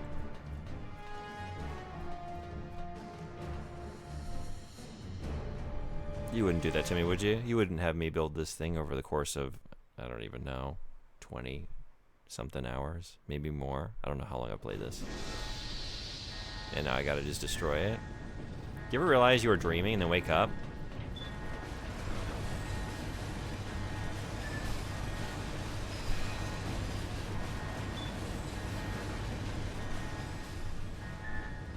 This hurts.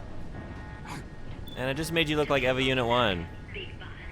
I'm like newly even more invested in you. Look how pretty. Look how pretty you are. Get down. Pause? You hurt somebody. Maybe I want to hurt somebody. What's going on? She's not herself. Oh, I am myself, all right. My true self. Are you about to tell me your true self is at least a legal adult? Because that would fix a lot of the issues I'm having with this game right Shut now. that thing down. I can't. The controls aren't responding. Then how's it moving? I made some modifications. This machine was meant to have a human pilot. Modifications. Paz, what are you? Never thought I'd be into machines, huh? Then Zadornov's escape was a diversion. Paz, what are you doing? I'm taking it back. Taking it back? Where? To our leaders. To Cypher. Cypher. Damn you, This Cypher! weapon is Cypher's creation. Paz, get down from there. Do not call me that. I am Pacifica Ocean.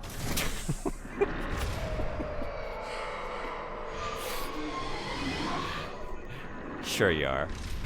My name, my age, my mission. Cypher gave them all to me. My entire life has but one purpose. To carry out Cypher's plan. The nasty tobacco. The angel of peace crap. The whole thing with a dream routine. I am through with all of it. Paz, you can't. Told you not to call me that. It makes me want to puke.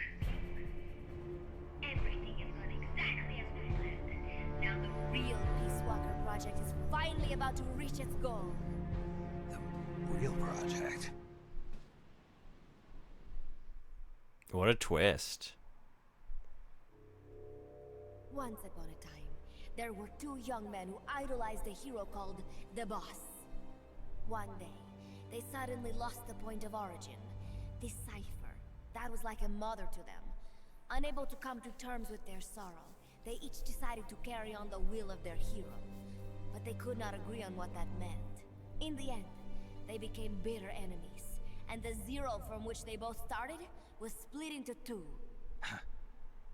And you have been on the wrong path ever since. There is no happily ever after waiting for you in the end, unless you obey the will of Cypher. Where does an army without borders call home? A state without borders, of course. A world without borders. A world without borders. The Cold War order is about to collapse. The age of electronic intelligence is about to begin. The NSA, CSS, NRO, DIA, etc., etc. The intelligence community that has long bickered amongst itself will be united in a world governed by electrons. Cypher will gather all information, watching over the world and guiding the will of its people, all while they remain blissfully unaware. There will be no one to oppose them. For the first time, the world will be ruled by a single will. Until the new order is in place, you and your army will be the force that protects it. You will be Cypher's deterrent, pulling the wool over the eyes of the old order with your charisma and military prowess. Accept our offer, and we will allow you to retain control of MSF and Zeke.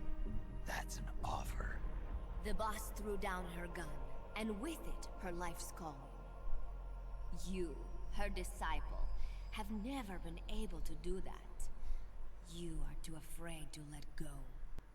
I was made to fight. I am a gun. Is that so?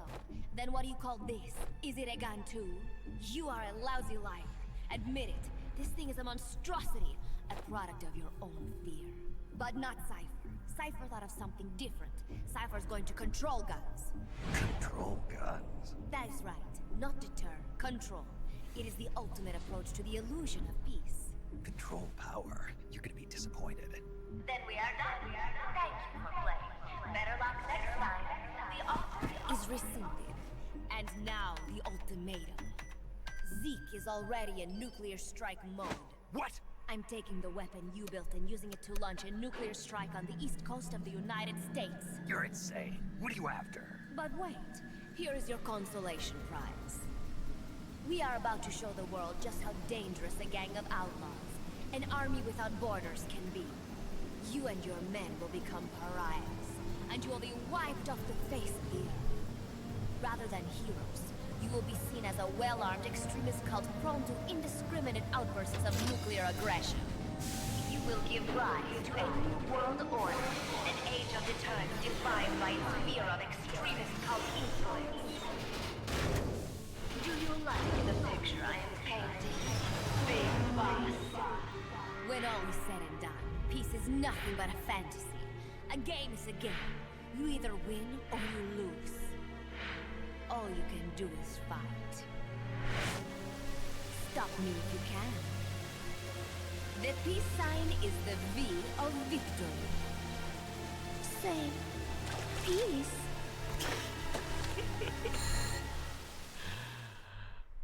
Oh boy.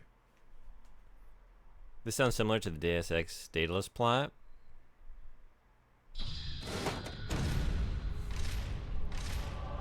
Oh wait, I didn't, She's gonna launch a nuke. Snake, we've got to stop her. Whatever it takes. Awaiting your orders. Stop me if you can. I don't think I finished reading this one, right? Do you ever realize you're dreaming and then wake up and tell your brain, what the fuck, I'm tired, let me sleep. Why do you always freak out when I realize this is a dreamy piece of shit? Sometimes I want to, but I think I'm too tired to get all that out. But I think that is the general, like, emotional response. Yeah. Metal Gear being turned against its original purpose? Never. Never seen that before. Calendar fact. Humans actually have 9 senses, not 5, including thermoreception, sense of heat, or absence? Absence? Absence? On its skin? Maybe I just don't know the word absence? Yeah. Right. Describe something that's extremely offensive or immoral, particularly in relation to sex. Wait, maybe not this, though. Wait, that's obscene. No, it's not, but it's saying absence. You meant absence? Okay, I'm glad you caught me before I went too far down this. Wait, this is a different sense. Yes. We arguably have more, depends on how you define a sense, but great fact. Yeah, I've seen like breakdowns of like, I don't know, like kinesthetic sense, like the sense of your left and right, your sort of bodily balance. I think you can break it down in a lot of different ways and add different things into the equation depending on how you want to subdivide and how much you want to include. But good fact, yeah. Hey, Bribe Guntails, what's going on? You gotten so far? Yeah, I think we're at the end, right? That's what I'm hearing. How you doing? I guess let's just go do it. I don't have anybody out on an outer op right now. I guess I could just see. Yeah, there is. We could get that started. Even though maybe this is the end. Working. Hope work goes well. Some examples of human absolute thresholds for the 9 to 21 external senses. There is discourse.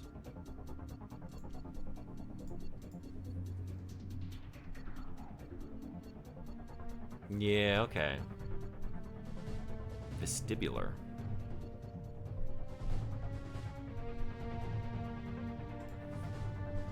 Well, I would be if there was any demand. Very dismal job. What do you do, if you want to share? Zeke battle. 5 skulls. This is more than the Rathalos. Am I gonna be able to do this? Maybe I could do this. After all. Rideshare driver? Okay, I was thinking, like, that sounds like maybe you're driving. Not a lot of demand right now? I'm sorry to hear that.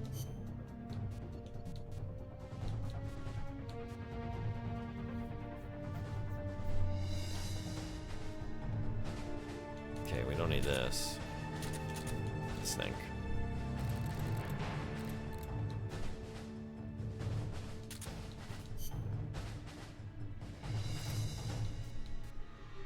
Ooh.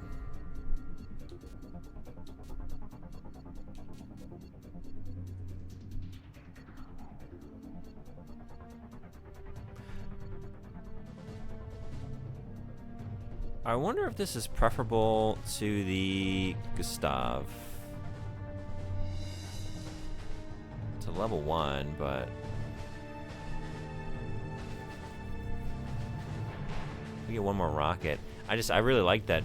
I want to try out this new RPG. I liked the quickness of the reload on the other RPG, I think. Am I remembering that right? Remember correctly, the Carl Gustav is the way to go. Gustav is fast but slow. Okay. I was thinking, like, is this a faster reload? Am I able to better exploit, like, a momentary opening if I have the RPG? I kind of want to try it, though, because it's new. Let's just see. If not, we'll go back to the Gustav. I don't know, we can take those, I guess.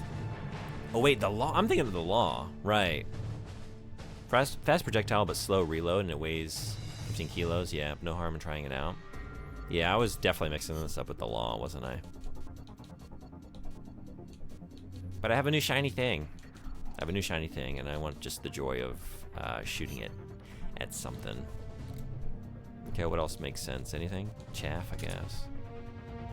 C4 doesn't really make sense. Anything else that's better suited for this, maybe? Oh, wait, right. Oh, actually, let's be real, I'm not gonna use that effectively. But I might use that effectively.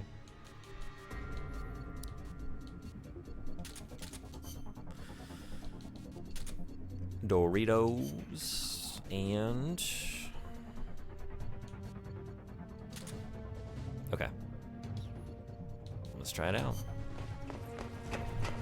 I don't think you need C4 or claymores. Yeah, I was just trying to think, like, I don't know, I have these spots, let's fill them with something that could like conceivably be useful, maybe. Look, like if like I ran out of ammo and maybe I could sit down a claymore and you could walk over it. You can imagine that happening.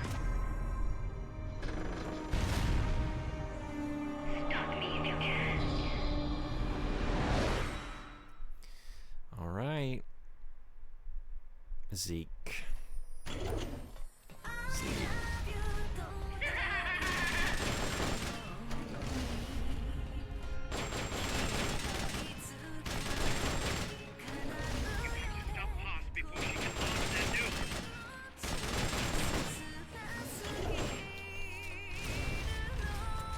Okay, I'm thinking maybe here. Woo. Oh, maybe actually on your underside. Oh, these vents.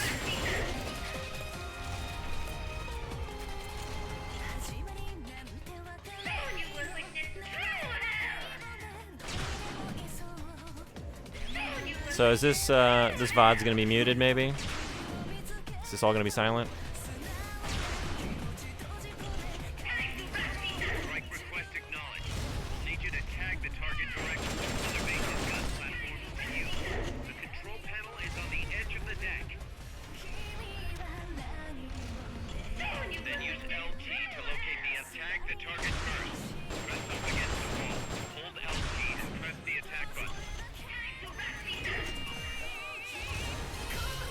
Oh wait.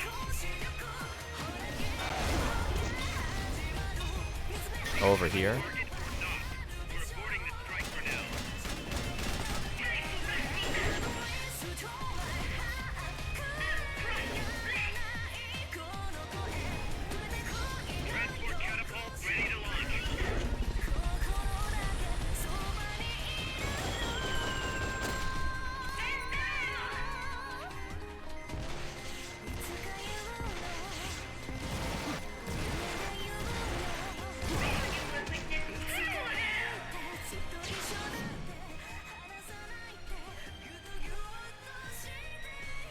love you, Zudoite, kono omoi.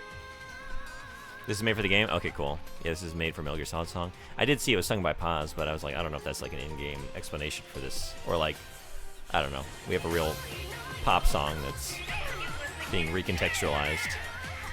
Wait, what did you say about... Oh, yeah, we're done. What happened? Snake? For tagging it, press up against the wall and hit LT?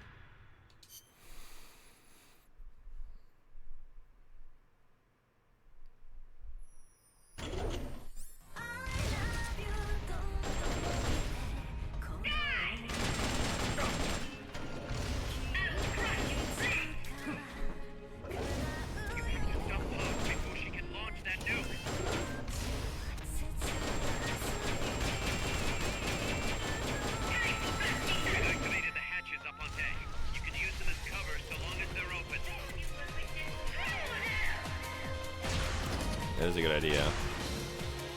Let's do that.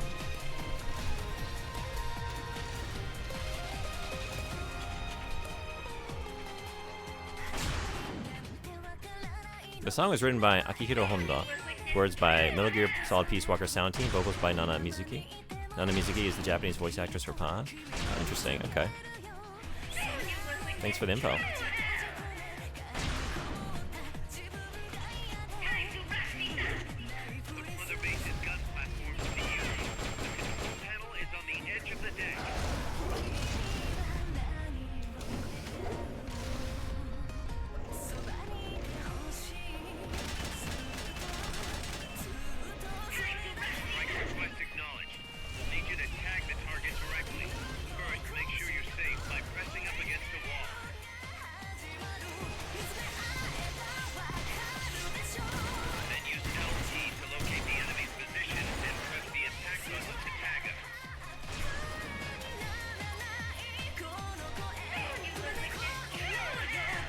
I'm pressed up. Okay, wait. Did I have it right to just be over here?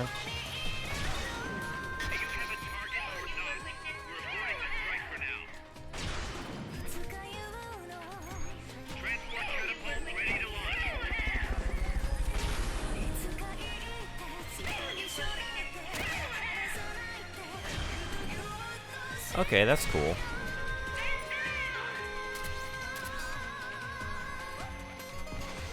And I still have my supply, resupply as well. Enemy needs to be muted to get a lock. Works well flat too. Thank you. Yeah, I was thinking like, because I did this over here, which makes sense because I could keep it in view. But then I thought I was doing it and nothing was happening. Like maybe I need to be against. He did say a wall. I don't see why that would matter as long as I'm pressed up against something. But.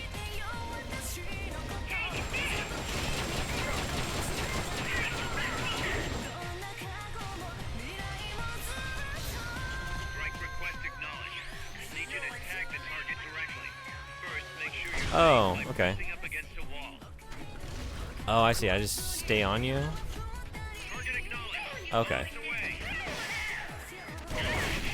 Cool. That's all it is. Thank you.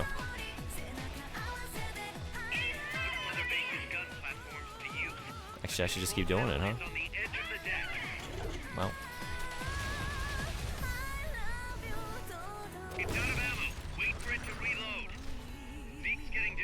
By the gun platform.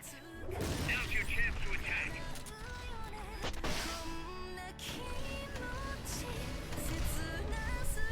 Supplies are loaded in the transport catapult. Fire away.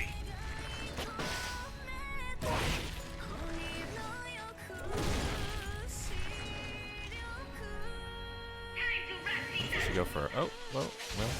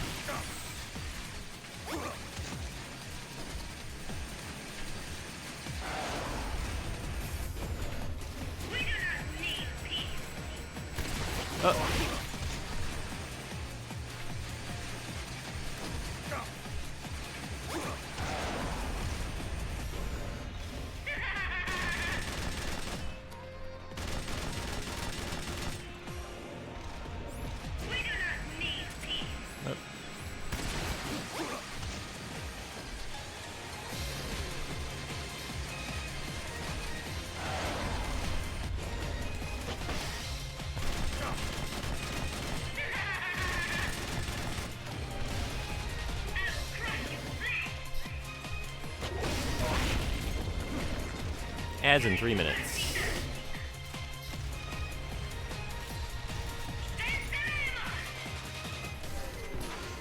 Mother Base's gun platform to use. The control panel is on the edge of the deck.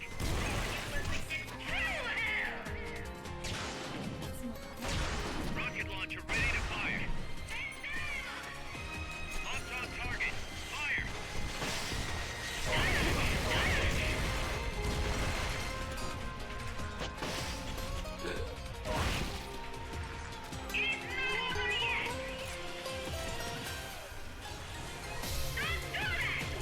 It's out of ammo. Wait for it to reload. That cannon's taking a beating. It's useless now.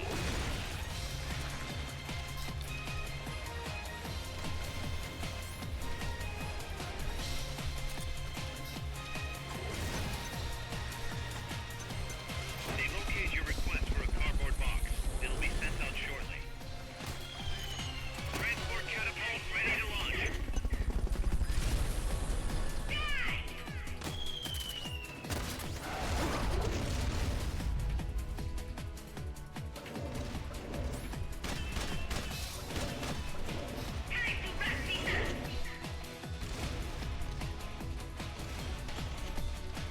That platform's been badly damaged. We're working on it now.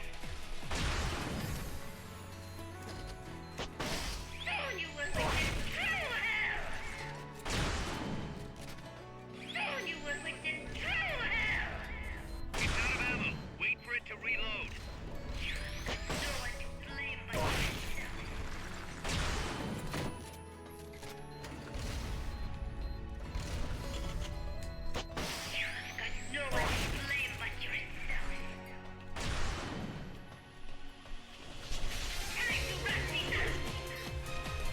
That platform's been badly damaged. We're working on it now.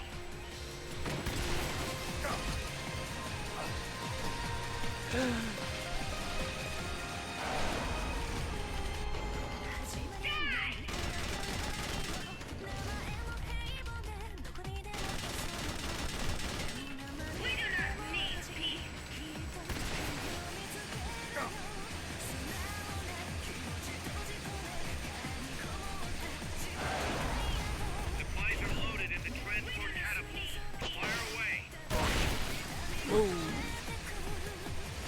The gun platform's back up and running. It's all Beautiful. yours.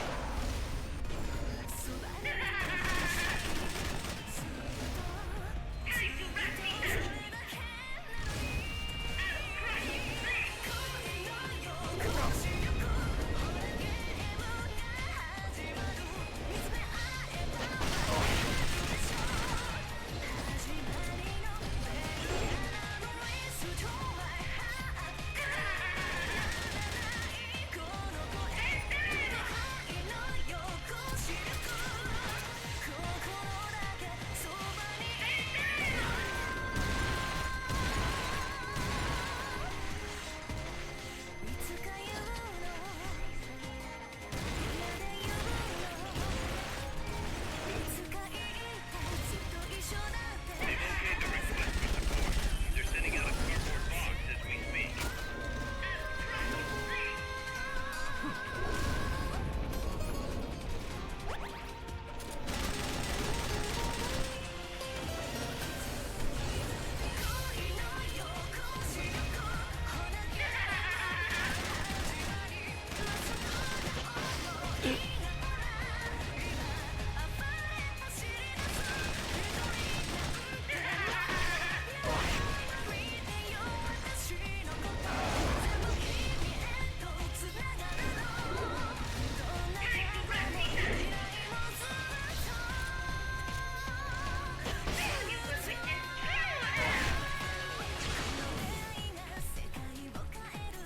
Rocket launcher ready to fire.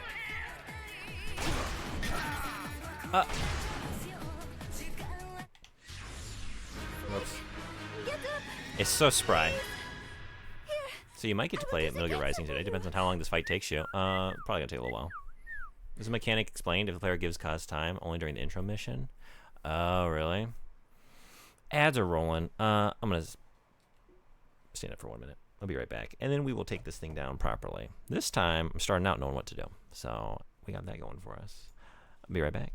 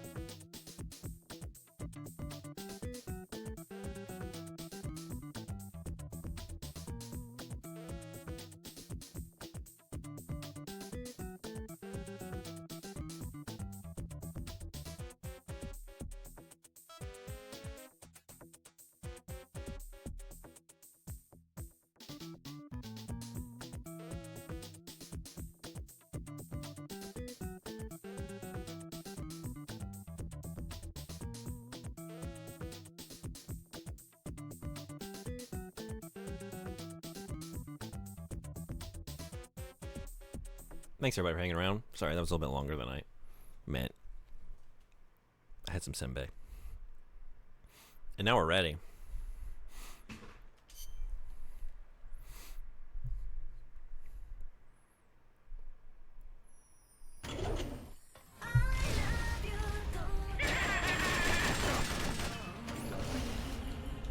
Wait.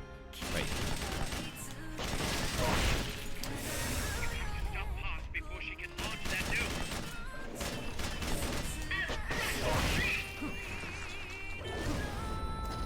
We've activated the hatches up on deck. You can use them as covers so long as they're open.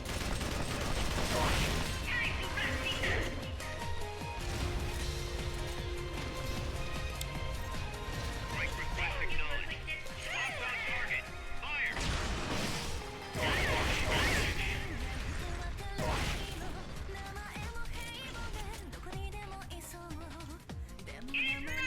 Transport catapult ready to launch.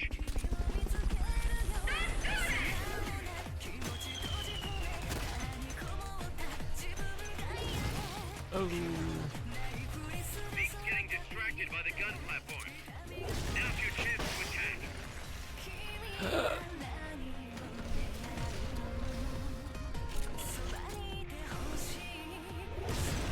It's out of ammo. Wait for it to reload.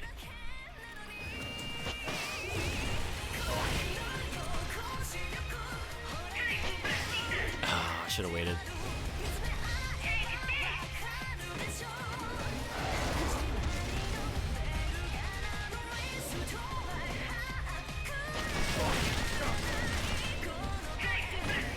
Rocket launcher's reloaded.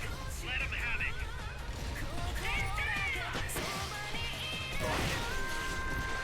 Rocket launcher ready to fire.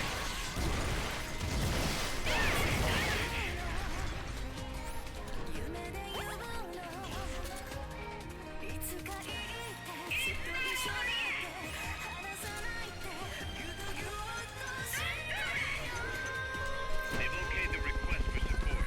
They're sending out a car. It's out of ammo. Wait for it to reload. That cannon's taking a beating. It's useless now.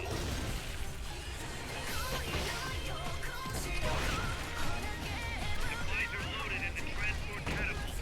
Fire away.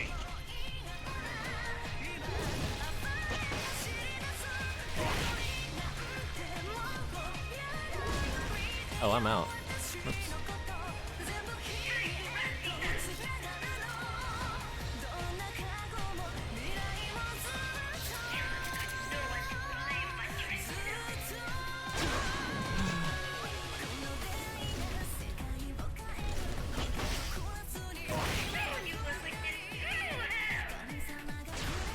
That platform's been badly damaged. We're working on it now.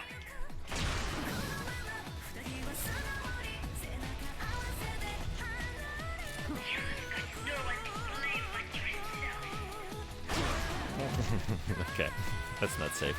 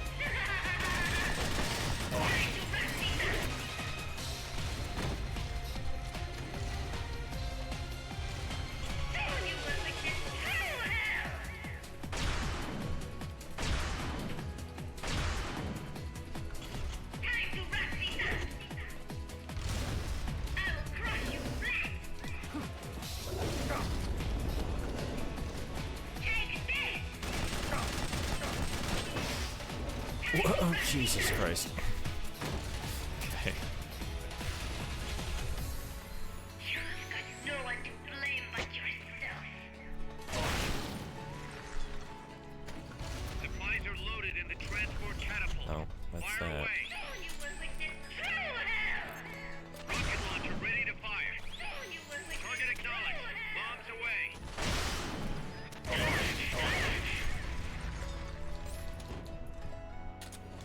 They've okayed the request for support. They're sending out a cardboard box as we speak. You're asking for the impossible. We need more time. Try again later.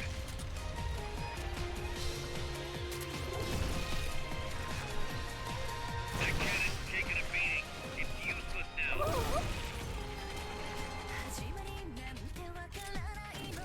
I gotta stop doing that. It just hurts so bad to miss it. Oh, this is still...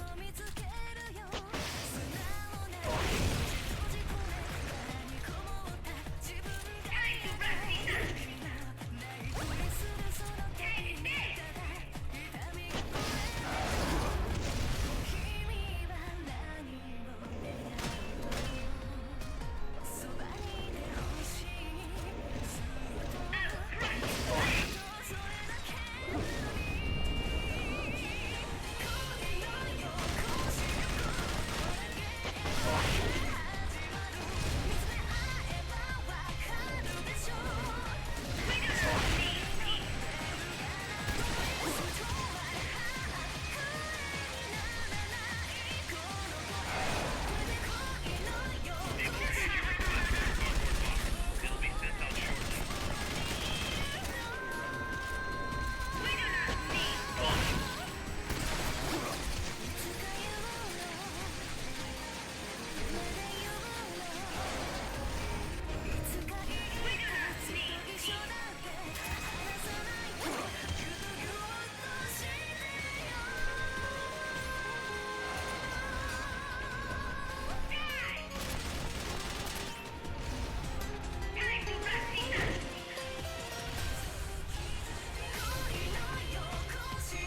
Transport catapult ready to launch.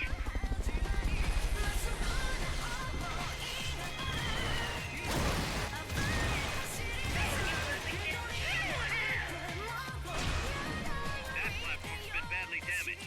We're working on it now.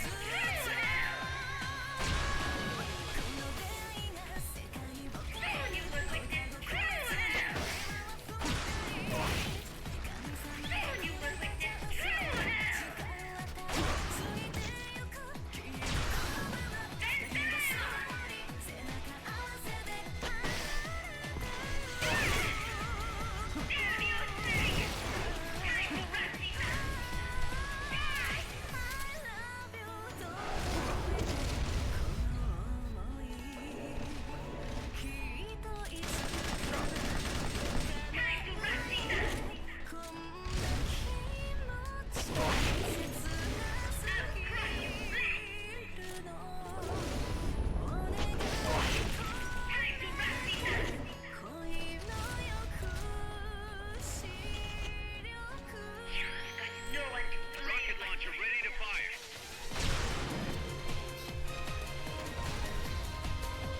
Target confirmed. Commence attack.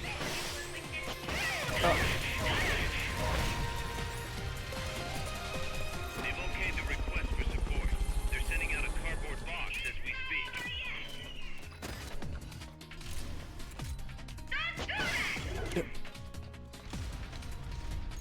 Got this? Transport catapult I hope I didn't read that at just the wrong time. And curse it. Snake's getting distracted by the gun platform. Now's your chance to attack. Oh my god.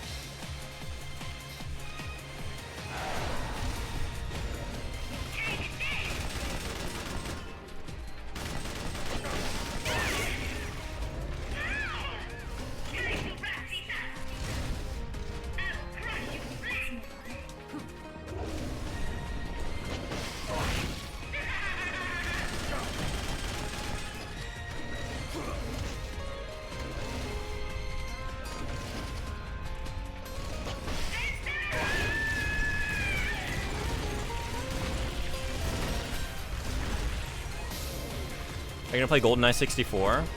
I did replay it when they put out that remastered version a couple years ago. It was fun going back through it. Did you play that? I think, is that one of the best battles in the entire series, if not the best? I shouldn't make such a just like superlative sort of statement. One of the best though. That's some of the most fun I've had facing any kind of Metal Gear, anything. Big Boss. As long as your army is needed, the world will never know true peace. The peace you will know will be fleeting, elusive. They will use you, disgrace you, and then finally discard you like they would a cancer to society. This is the path you have chosen.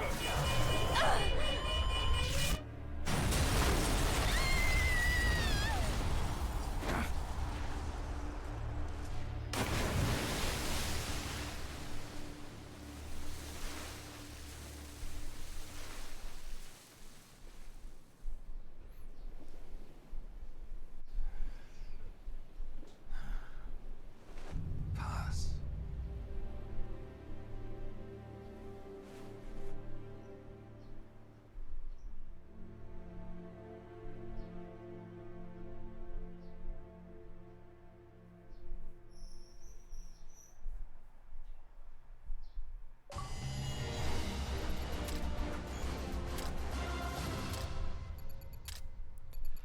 Outer Heaven. Hey. Alright. Alright. Who would have thought that little girl was working against us? Tell me about it. She had everybody fooled, me included. Can't believe I didn't pick up on anything. Snake, there's no point in beating yourself up over the past. But hey, maybe you should put in some practice against Zeke in case this sort of thing ever happens again. In any case, I need to go talk to Dr. Strangelove. Zeke still isn't ready. Huey! That was such a good battle. I would love to do that again. Because it was so mobile and like jumping around, dashing around, you know, we just had to keep moving. And then like using the environment in the way that I was. To a greater degree than any Metal Gear I've faced. The attitude control I wanna say. AI had a backup, so it should be able to walk. Really? That's good. Beyond that, it's up to the creator. Stop! Don't come any closer, Doctor. There's something I've been meaning to ask you. Do you despise me? Doctor, are you asking me out? No, not at all. No? Pity. Because I've just had my heart broken by someone else. What?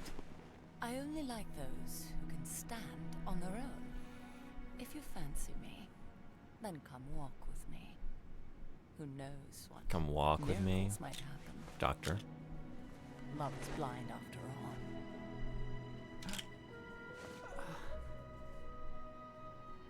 Take your time. I'll be waiting.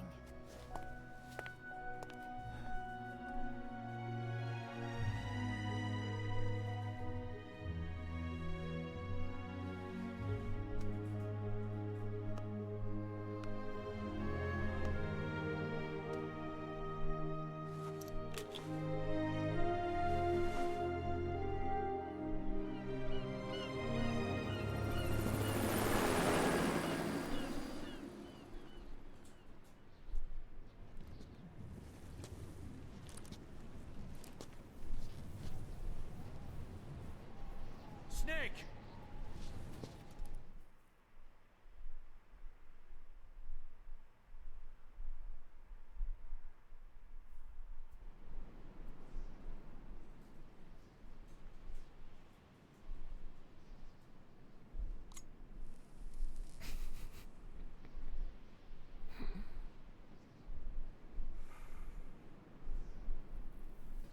That name Paz mentioned at the end, Cipher, it's a code.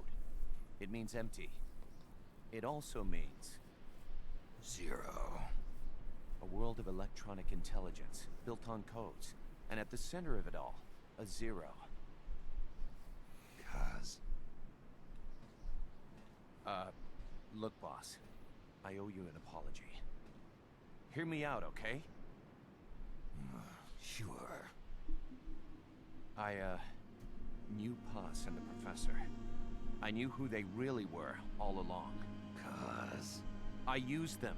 I suppose you were the one that brought them to Columbia in the first place, huh? Guilty as charged. Paz wasn't just CIA, you know. She was working for the KGB, too. And for this Cypher group. In other words, she was a triple agent. You knew all of this. Twists on Wait, twists on let twists. me finish. Listen. MSF never would have gotten this big if it weren't for them. This mercenary business we built. Someday it's gonna be a new driving force in the world economy. Is that your goal all along? The Cold War is not gonna last forever. Sooner or later it's gonna give way to an era of regional conflicts and terrorism. A paradigm shift from counter-communism to counter-terrorism. In the new age, armies won't be tied to states, and war will become a business. We'll be a valuable commodity. There'll be clients all over the world who need our services. MSF is only the beginning. What we're creating here is a revolution in itself. Am I right? Kaz, it's not going to be that easy. What do you mean? This whole Peace Walker thing has left our mark on the history of the Old Order. We've put ourselves on the radar of intelligence agencies and governments east and west. The God, these people world are evil. probably knows I was just about thinking the us same now. thing. Including that Cypher outfit. We've let ourselves interfere with the times, with the Cold War system of deterrence. We're an army without a flag. We weren't supposed to take sides in international affairs, but we did. I see your point. So what happens to us now? We'll be hunted. Not everybody's gonna be happy with us, huh? You're damn right. We upset the global military balance of power. And these people would rather our army without borders not exist at all? They're gonna come knocking real soon. There's no turning back now. We're a wrench in the old system of deterrence. As long as the times refuse to change, we're gonna make a hell of a racket. Then who are we gonna fight? Imagine if you had stopped after the credits rolled. Imagine.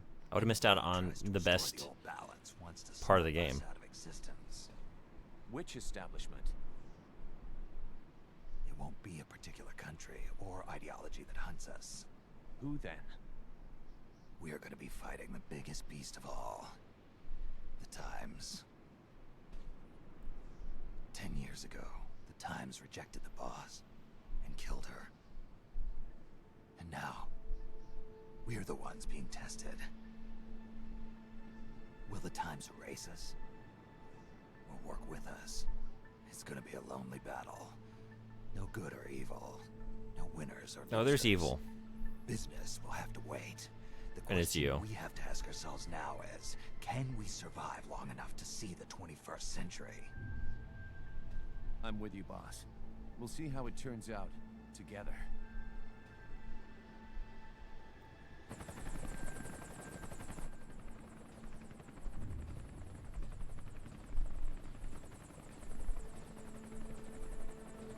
The hunt is on, Kaz. And the whole world's on our tail. Assemble the men.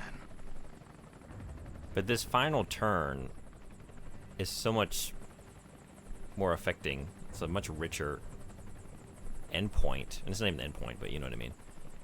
Because of the journey we've been on with him, we've seen him change. We've changed with him. And then just like having Miller there say something like you could imagine Eric Prince saying, just like the worst people in our world, the way they look at war and like the military industrial complex and just human suffering as a vehicle for their own enrichment.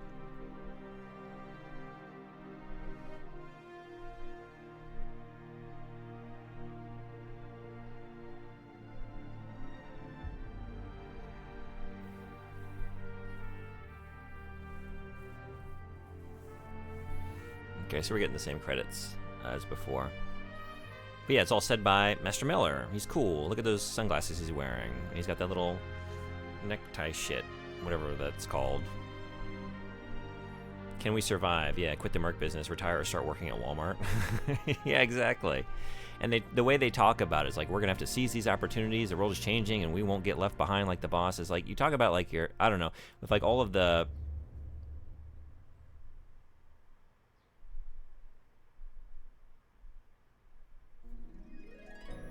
I don't think, did they tell me that last time? Because if so, I missed it.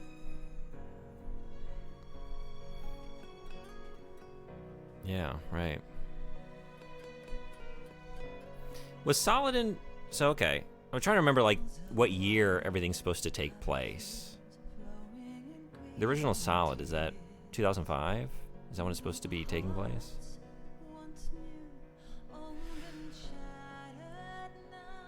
Wait, does that make sense? Because don't you find out during Solid, right? Once you find out it's not actually Master Miller, it's because, like, oh, we found Master Miller, he's been dead for 3 days in his home or something like that. 2005? Not exactly news, though. You knew that? Yeah, I actually kind of forgot. It was like, right. He was assassinated. That's like a thing I've known since I was a kid, but I kind of just, right. It hit again, seeing that.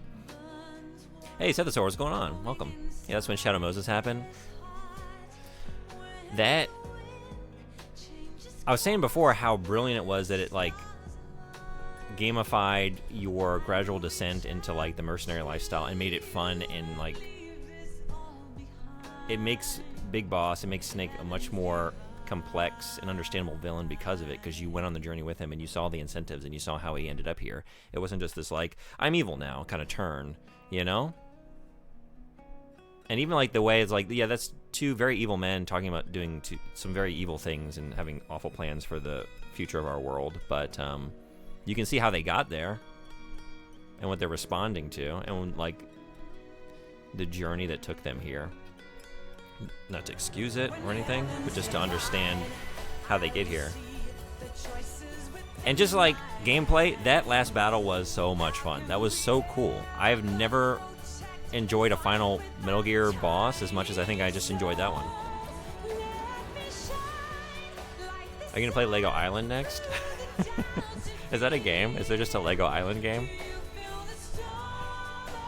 This is Miller's first actual appearance in the Solid series, though he is in Metal Gear 2. Is he? I guess I forgot about that. We just gotta go back through all the games now, knowing what we now know.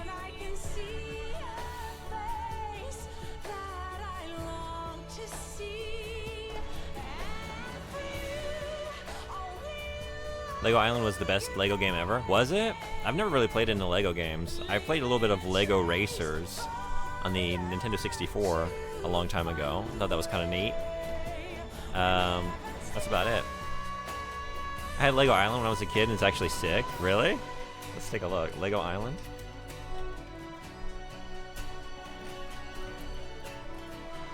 Oh.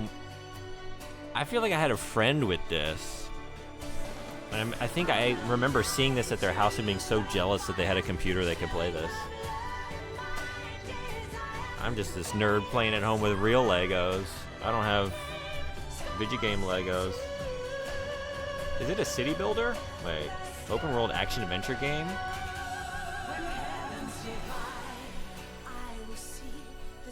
It's the second Lego video game overall and the first one outside of Japan. Japan had the first Lego game. Wait, really? Let's take a look at the history of the Lego video game franchise. Lego Fun to Build.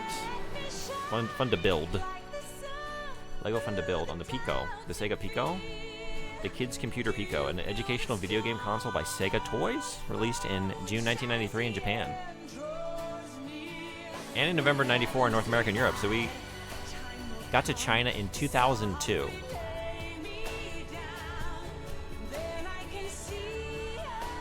Anyone have an experience with the Sega Pico? Oh man, I feel like I have seen these before. It has a race section in it. Yeah, that's right. It's coming back to me now that I'm seeing the Metal Gear 2 portrait.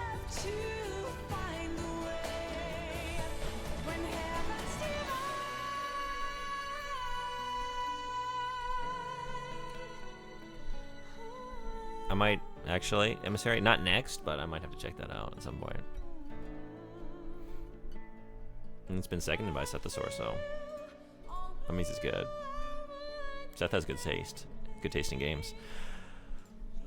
Alright, we gotta go listen to those Eva tapes real quick. And then I think, are we getting vengeful? Revengeful?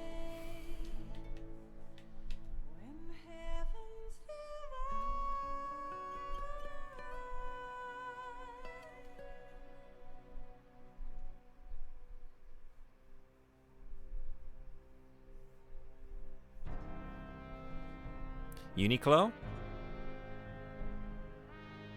They did have that line of Metal Gear shirts through Uniqlo. I guess this is a long-standing partnership. Because that was kind of recent. I bought the one that's got like the text of Big Boss telling you to turn off your MSX in Japanese. That was last year those were out. I might be misremembering, but I'm pretty sure you get to build a helicopter in-game and then fly around the island. That sounds pretty sick. I'd forgotten Peace Walker had the Metal Gear Solid theme a few times. This is the Metal Gear Solid theme. We also have the theme from Zone of the Enders, The Second Runner. Did I hear that? Or maybe that was on the Walkman? I don't know that I would know that theme if I heard it, despite playing the game. Played during a couple fights.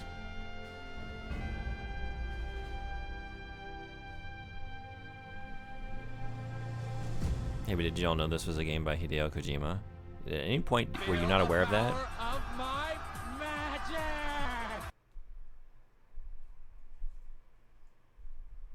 I was expecting a fart.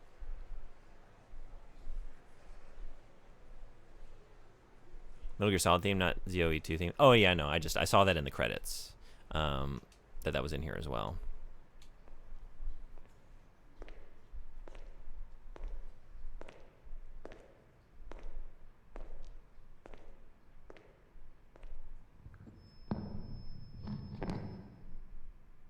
We will forsake our countries.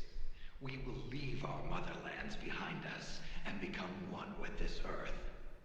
We have no nation, no philosophy, no ideology. We go where we're needed, fighting not for country, not for government, but for ourselves. We need no reason to fight. We fight because we are needed. We will be the deterrent for those with no other recourse. We are soldiers without borders, our purpose defined by the era we live in.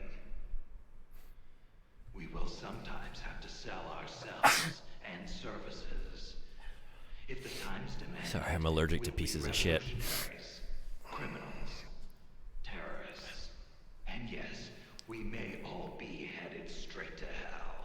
Oh yeah, no, that's definitely. It is our only home, our heaven and our hell.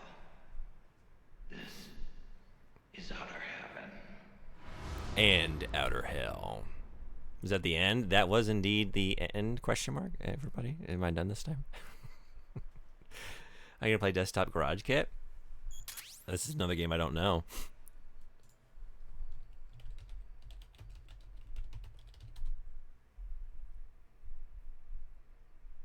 An ultra cute and lovable desktop software.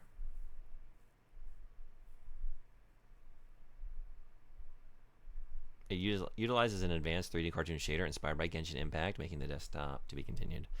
I mean, if you request it, we could take a look at it.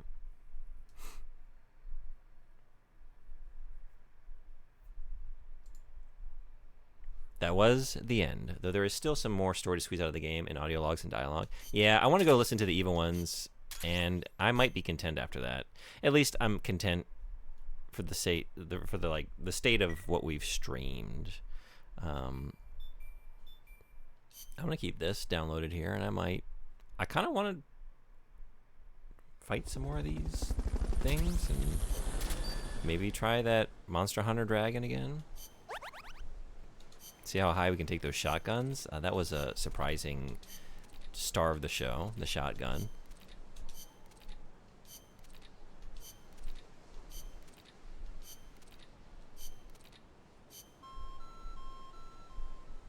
How you gonna get sick on our day, our victory day?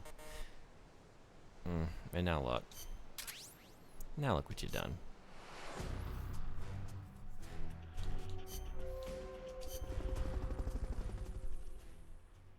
It's TOS. When you say TOS, like it's allowed by TOS or disallowed by TOS?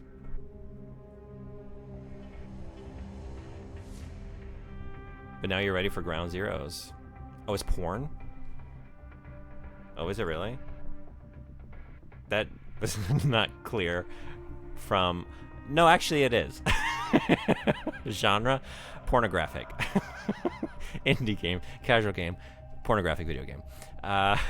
Okay. So, gonna go ahead and close that tab. It's incredibly clear from the screenshots and video. Is it? No, it's not. No, it's not. Wait. I don't think it is. All I saw was the logo, Desktop Garage Kit, and then like an anime character, and she's like holding her palm out of the screen. And there's a bunch of other anime girls in the back. No one's naked, or even that scantily clad. I don't think that's clear, at least from a Google search. I don't know if I were looking at the Steam page. I saw a butthole within like 10 seconds. Okay, I didn't watch any video.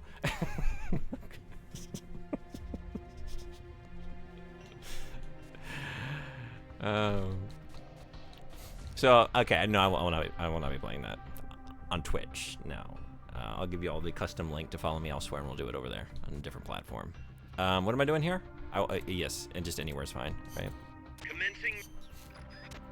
We just need the briefing files.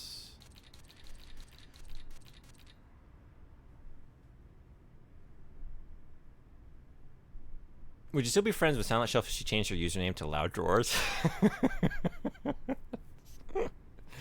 I mean, with the amount of fart sound drops y'all do, we have some very loud drawers, you know? We do. I thought Silent Shelf, I was reading In Watermelon Sugar this morning, and I thought I hit the point. It's like, oh, we're about to see Silent Shelf's username. Because we were learning about the guy who made everything out of watermelon sugar, like who made clocks. Or no, wait, they're talking about the different types of watermelon. It's the black watermelon that I was at Thursdays or Saturdays. I can't remember which day of the week it is. Anything made out of that watermelon sugar is like soundless, and we're learning about the clocks that made no sound. It's like, oh, we're gonna see the word Silent Shelf, and then I didn't. Then it wasn't. Not yet. I don't know when, but not yet. The sleeper that she'd worked so hard to place was a double agent. He'd been turned by the Soviets and was feeding the Americans lies. But what shocked the boss even more was why. The CIA's access agent had been taking a large cut of the sleeper's pay. The sleeper felt what little he was left with wasn't worth the risk. When he got a better offer from Moscow, he took it. At some point, the Americans' intelligence operation had become an open book to the Soviets. And contrary to what the sleeper had been reporting, the Soviets' manned spaceflight technology was quite advanced. It wasn't until she infiltrated OKB-1 herself that the boss learned the truth about Sputnik 5. After the spacecraft re-entered the atmosphere, it ejected the pilot, seat and all, at an altitude of 7,000 meters. It was the Soviet solution to the problem of land recovery. The mystery device attached to Sputnik 5 was for that purpose. The pilot would parachute down from that high altitude wearing a bulky spacesuit. Crazy, I know. The Soviets knew exactly how dangerous it was, of course. So much so that they gave Yuri Gagarin, the first man in space, a special 2-rank promotion before re-entry. Only Moscow could come up with this kind of plan.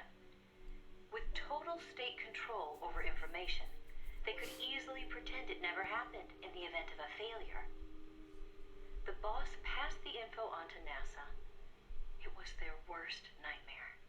The glory of mankind's first spaceflight was about to be stolen from them by the Soviet Union. It was Sputnik all over again. And the CIA was caught no less off guard. Their ineptitude had caused the fiasco in the first place. The Soviets' deception was brilliant. They'd woven a masterful tapestry of truth and fiction to convince the Americans their intelligence operations were proceeding as planned. No one but the boss could have seen through it. It was obvious the Soviets had some gifted minds working on their side. But that certainly didn't excuse the CIA's massive failure. The CIA wasn't done, though, and devised an ingenious plan to avoid taking responsibility. Luckily for them, a new president had been elected the previous November, John F. Kennedy. As he didn't know the case history when taking office, the CIA was able to feed lies to his new administration. They masked their own failures, placing the blame squarely on the boss's shoulders. After all, she'd selected an unreliable sleeper. They claimed she'd failed to make use of one of the most effective means of controlling a sleeper agent's actions: holding their family hostage. The boss was well aware that would have worked. She told me so later, but she couldn't bring herself to do it.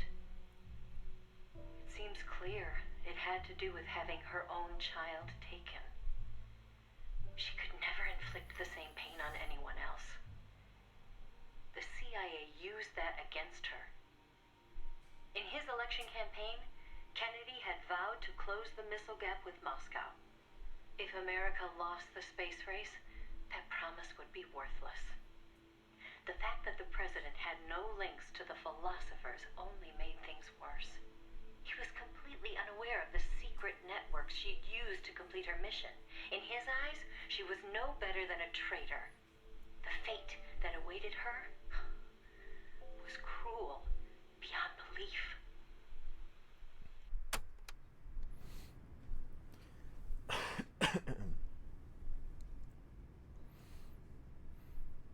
The first thing you see on the Steam page is bouncing boobs in the first video, and the second screenshot is nude ass. Again, and it gets more explicit from there. I just Googled it, and you don't see that in the Google search. So I think I'm in the clear for not knowing what it was. I like the name of the game because it's innocent enough that people will look it up. Yeah, I didn't. And then I thought, like, oh, this is like some fairly innocent, like, okay, you want, like, I don't know, anime girls on your desktop or something. I didn't really know what it was, but I didn't know it was that. Now we do. The more you know. Yes, that's it. The shelf part is for my own brain, though, not the book. Oh, okay. The whole concept is a piece of furniture made from some silent sugar, and I like the idea of a silent shelf. Yeah, and maybe you told me this before. Okay, and I was thinking, like, yeah, we're seeing the other silent furniture, and I expected to see it there, and then I didn't. It's like, oh, maybe it comes up elsewhere, but I feel like it would be here. I feel like this, because this is like a sort of anecdotal little moment. I feel like we're moving on from this, but maybe we'll return to it, or maybe it comes up again, because, like, that watermelon can be utilized by others. But okay, so yes, the inspiration is loose like that. It's just a reference to the black and silent sugar. Cool. Thanks for letting me know, like, explaining that again. The boss would take the official blame for the sleeper's betrayal. More so, she'd serve as the guinea pig for NASA's manned spaceflight program. By then, NASA had gotten as far as sending a chimp named Ham into space. Now came a whole battery of ground tests to pave the way for a human to take its place. High-G tests, zero-G tests, spacesuit tests, simulations in pressurized oxygen environments. Some of the tests were highly dangerous. Too dangerous for the I'm stuck on the idea of the chimp named Ham. By then already media darlings. So the boss was made to stand in for them. Such a good name. She could have refused the order, argued her side of the story against the CIA, but she didn't. The way she saw it, her military experience made her a potentially valuable asset to those tests. She felt it was her duty to accept. She soon proved herself right. The boss was more than just a guinea pig. She drew on her experience to give the staff focused advice exactly where it was needed. NASA's space program took off again. At the rate they were going, putting a man in space seemed within reach. The higher-ups at NASA were impressed with her talents. They took to calling her the 8th astronaut, the Mercury Lady. The photo I sent you was taken around that time. I suppose maybe they were planning to use it as propaganda, the world's first female astronaut. But then, just as things were looking up, they hit a new snag. The government told them to add a window. There were no windows in NASA's spacecraft back then. Ham never saw the stars around him. But Washington insisted. Their sources told them Soviet spaceships had windows. Space exploration as a form of propaganda in itself. After all, what was the point of sending a man into space if he couldn't tell the world what he'd seen? Most of all, though, they simply couldn't have the Russians doing something they couldn't. It was sheer madness, and everybody knew it. NASA was already facing impossible deadlines. Now they were adding yet another element of uncertainty to the mix. Installing a window would both weaken the spacecraft and make it harder to shield the occupant from cosmic rays. They weren't about to put their Mercury 7 golden boys in that kind of danger. So the boss was chosen as the pilot instead. Even if she made it up into space, she was given less than a 20% chance of returning to Earth alive. But she took it in stride, even helping them make the necessary design changes to the Mercury capsule. It was like going to work every day at NASA to make her own coffin. Then, without warning, the US received intelligence that the Soviets had moved their Vostok spacecraft to the launch site. The launch was set for the following day, April 12th, 1961. Man, Boss's story just keeps getting sadder and sadder. Oh, wow. Wait. I thought there were 4. There are 7. They just kept exploiting this human being, you know, again and again. And every time you think you've seen the extent of what they did to her, you learn something new. And it almost like counterbalances. It doesn't, again, dismiss or explain or justify Big Boss. But like you can see as he's learning all this stuff, like this is what an allegiance to a state. This is what they do to you. This is how they think of you. Even if you give them everything. Even if you just go to the grave being a patriot and do everything in service of them. They'll just destroy you. You know what I mean? You're just a tool at best. You can sort of see more justification for like why, yeah, we're just going to live. We're going to be in outer heaven. No allegiances. America couldn't let the Soviets beat them with The boss, maybe the only genuinely good person from Metal Gear Solid 3. Yeah. testing process and move the launch data. Too good for the world that she They existed pulled within, out right? all the stops to get it scheduled for the earliest hours of the next day. The spacecraft would be launched from Cape Canaveral in the dead of night. Eve isn't that bad. For the flight Yeah. path, they chose a course that would take her For as sure. far east as possible. Especially She'd be after able to 4, see the you Earth know. in daylight from the window, at least for a little while. The boss climbed into the Mercury capsule, having completed less than 80% of the regular flight procedures. Both the timing and the flight path were risky, and testing was far from complete. But NASA had no other choice. The boss, for her part, never expected to come home alive. She was going on a one-way trip, the American version of Laika the dog. And yet she went all the same. Someone has to be first, she said. If fate has chosen me, then I accept, for my country, for the balance of the world. That's how she saw things. My chances may be slim, but I'll take them. I've accepted my fate. If anyone can get through this, I can. Then, on April 12th at 1:30 in the morning, the boss entered space. It was nothing short of a miracle. First, that she'd made it in an incomplete spacecraft. And second, that her flight coincided almost exactly with Gagarin's. As the sun rose over the horizon, and cosmic rays began to bombard her through the window, she saw the Earth. I think you've heard the story before. It was a world without borders, a perfect jewel, All nations, all ideologies. They seemed so far away. It almost made her laugh, knowing that they'd risked so much to beat the Soviets by a few short minutes. If she'd seen Vostok from her window, she probably would have waved. But the two spacecraft were destined for very different fates. Gagarin circled the Earth and returned to the Soviet Union, safe and sound. The Mercury capsule, on the other hand, deviated from its planned re-entry angle. The addition of a window had thrown the capsule's aerodynamics off balance. The boss's coffin veered wildly off course and began to plunge earthward.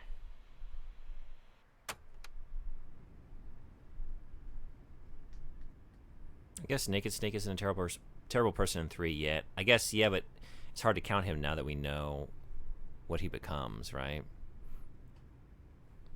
But yeah.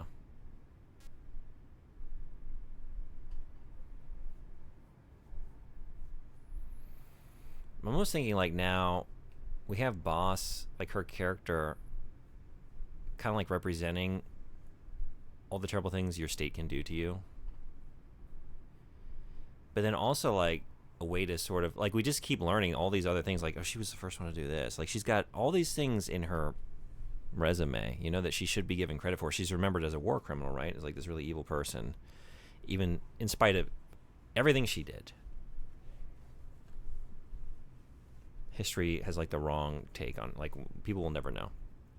And now she's got, like, all these other things that she should be given credit for, almost like she's a representation of, like, all the hidden figures or, like, people that should have been given credit that got, like, overridden by history, you know? Like the history books written by the victors or those in power who, like, silence or mask the efforts of those, like, those voices who aren't included. You know? Especially women or people of color. That's what I'm thinking. Like, we have the character of Boss, a female, right? She's in space. We never learn of that.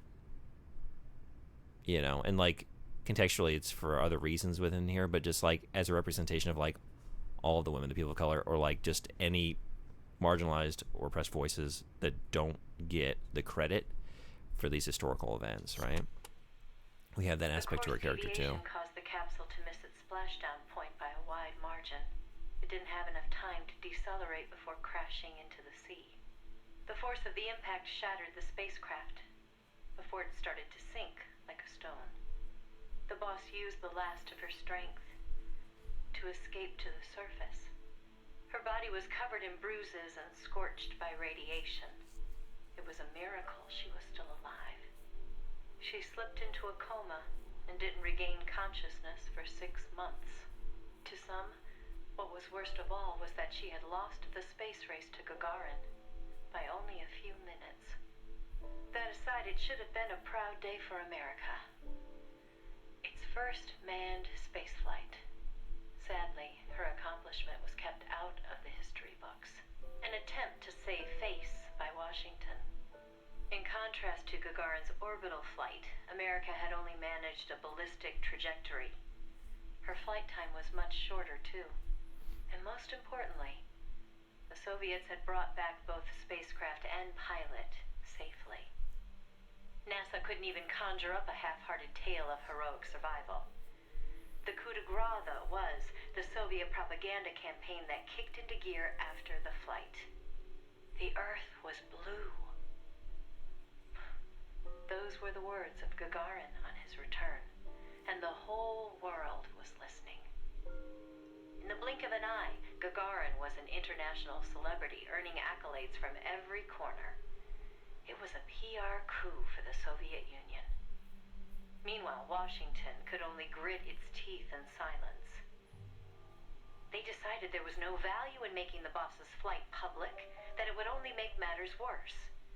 So they buried it instead, labeling it a dark mission. NASA and the CIA did everything in their power to erase all traces of the boss from Project Mercury. The result was the photo you see before you. Not a bad job, huh? Not only did they expunge her flight from the records, they denied that she ever existed. And that wasn't the end of it. As an alibi, the military claimed she'd taken part in the CIA's botched Bay of Pigs plot to take back Cuba. And when the boss was finally well enough to return to service, they wouldn't take her back. She was forced to go underground. In the public eye, the boss was still a hero of World War II. In reality, though, she was anything but that. She was a non-person, fit only for the blackest of black ops. In effect, she may as well have been dead. Gagarin went on a worldwide tour in front of millions of adoring fans.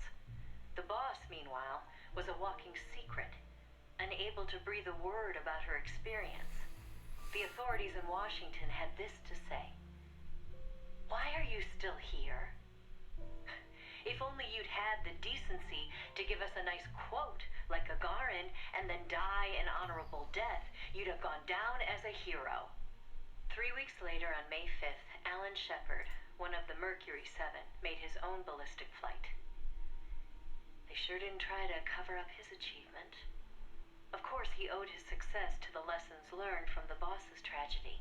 Before sending Gagarin up into space, the Soviets had used a mannequin called Ivan Ivanovich to test the landing procedure, which would make the boss America's version of a crash test dummy.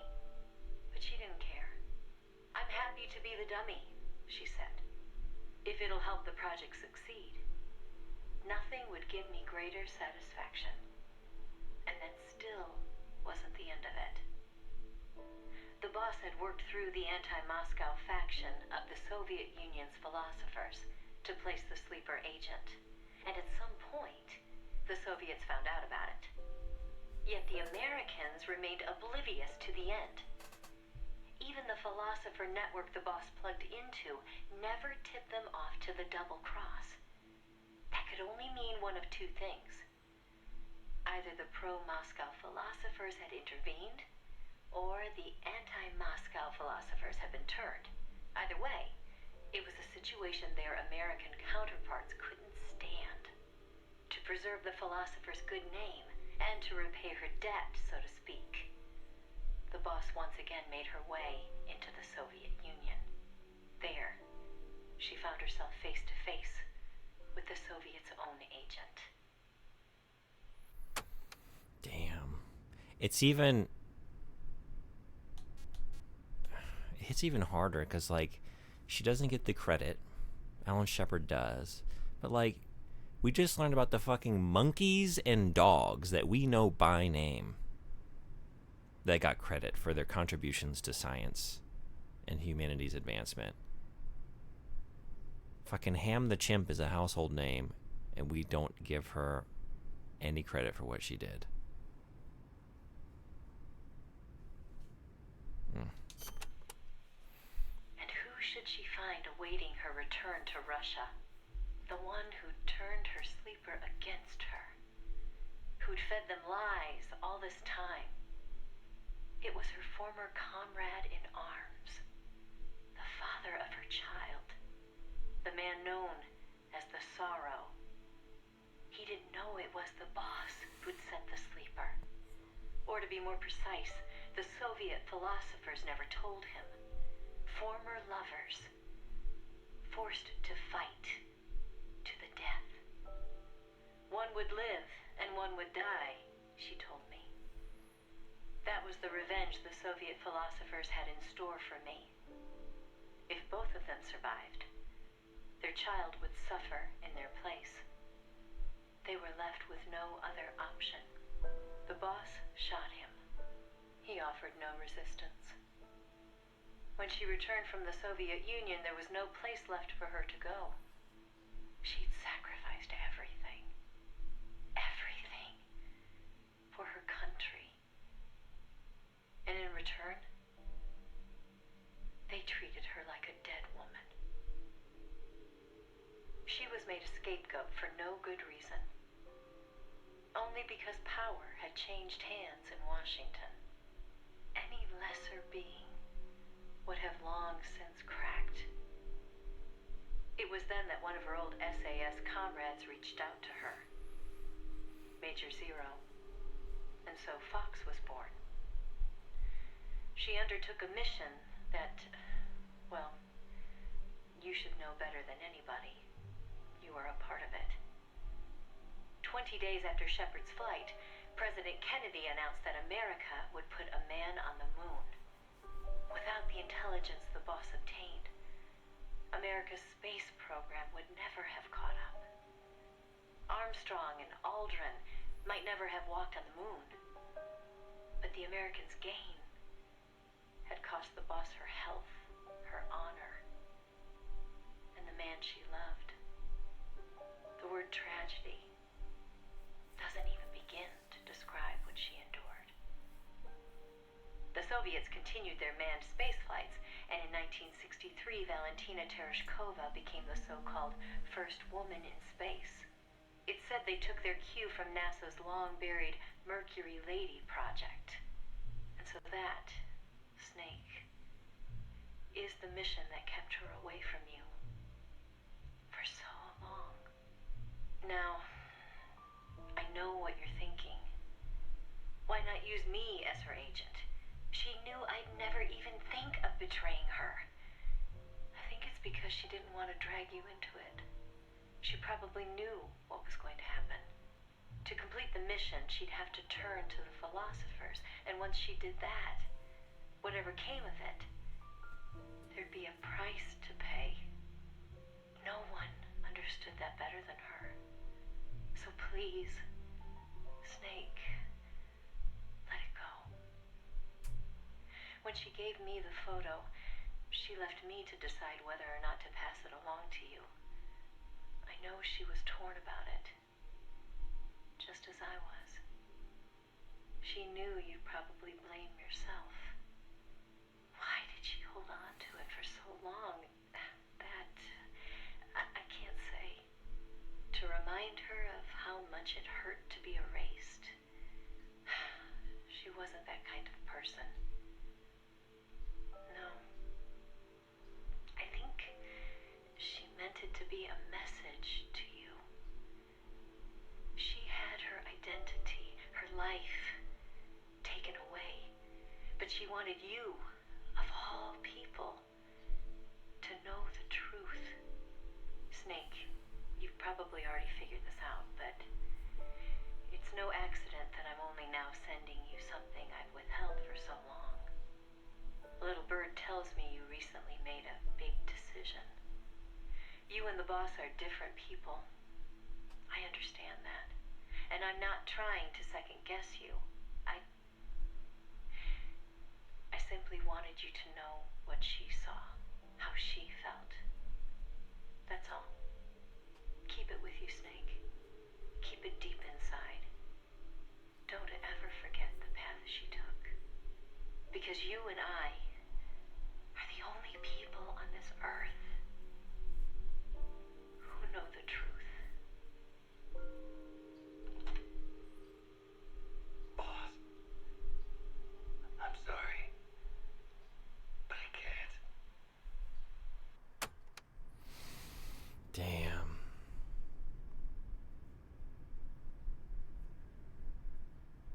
Would you still be friends with Frederick if he used his genie wish to make it so men bled from their penis similar to menstruation?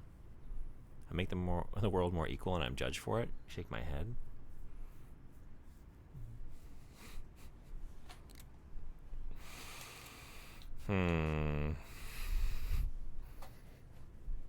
It would be a little fair, but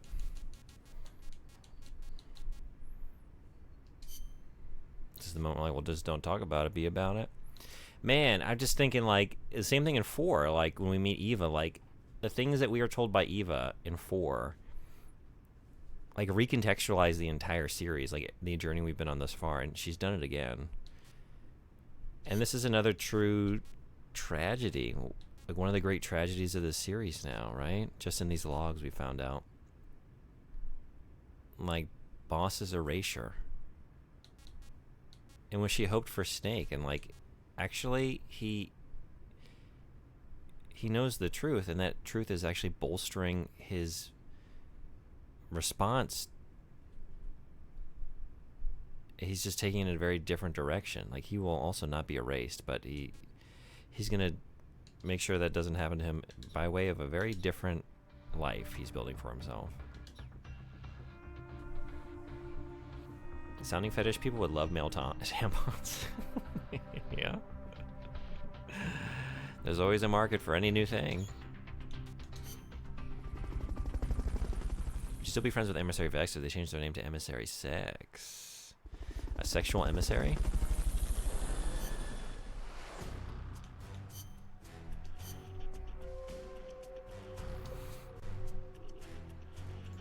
Those logs were so good and important. It's making me wonder, like, what else is out? Like, what else is in here? We got ads in 50 seconds. I snoozed them a couple times because I was enthralled by all this information. But I think we're going to change the game.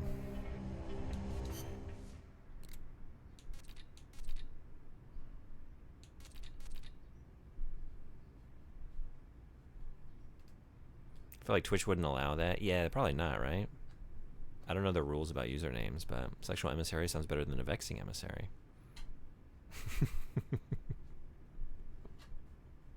I am imagining the emissary arrives and everyone's just like very vexed by the message. Like, are we shooting this messenger? Are we pleased by this messenger? I don't know. What did they just impart? I'm so vexed. It's time for revengeance, right? Yes? Time to get revengeful? Time to do it? Time for Rising Revengeance. It's actually time for Appetite Revengeance. Stomach Growls Rising. Legion Bug's lunch break. I'm gonna eat some food real quick, so we can play a couple hours of Rising Revengeance. Otherwise, I won't make it. I'm feeling it today. Let's say 20 minutes.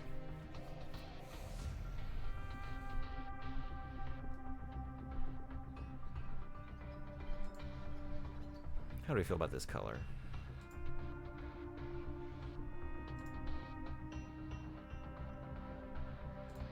Do we feel better about... I don't know. It's kind of nice.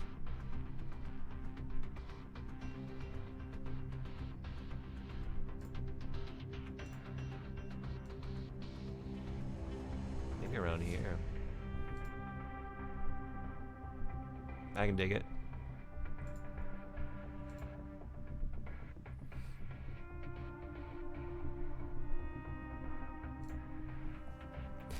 I'm gonna take 20 minutes and eat some food.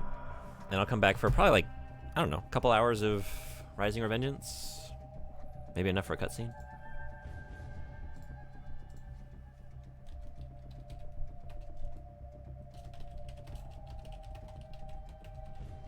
Let's say 1:45 Japan time.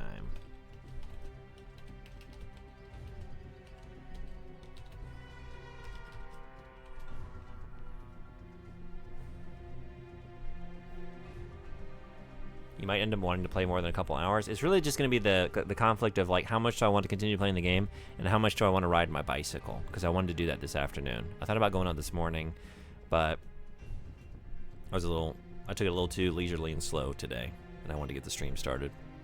So, yeah, what wins today? We'll find out in 20 minutes.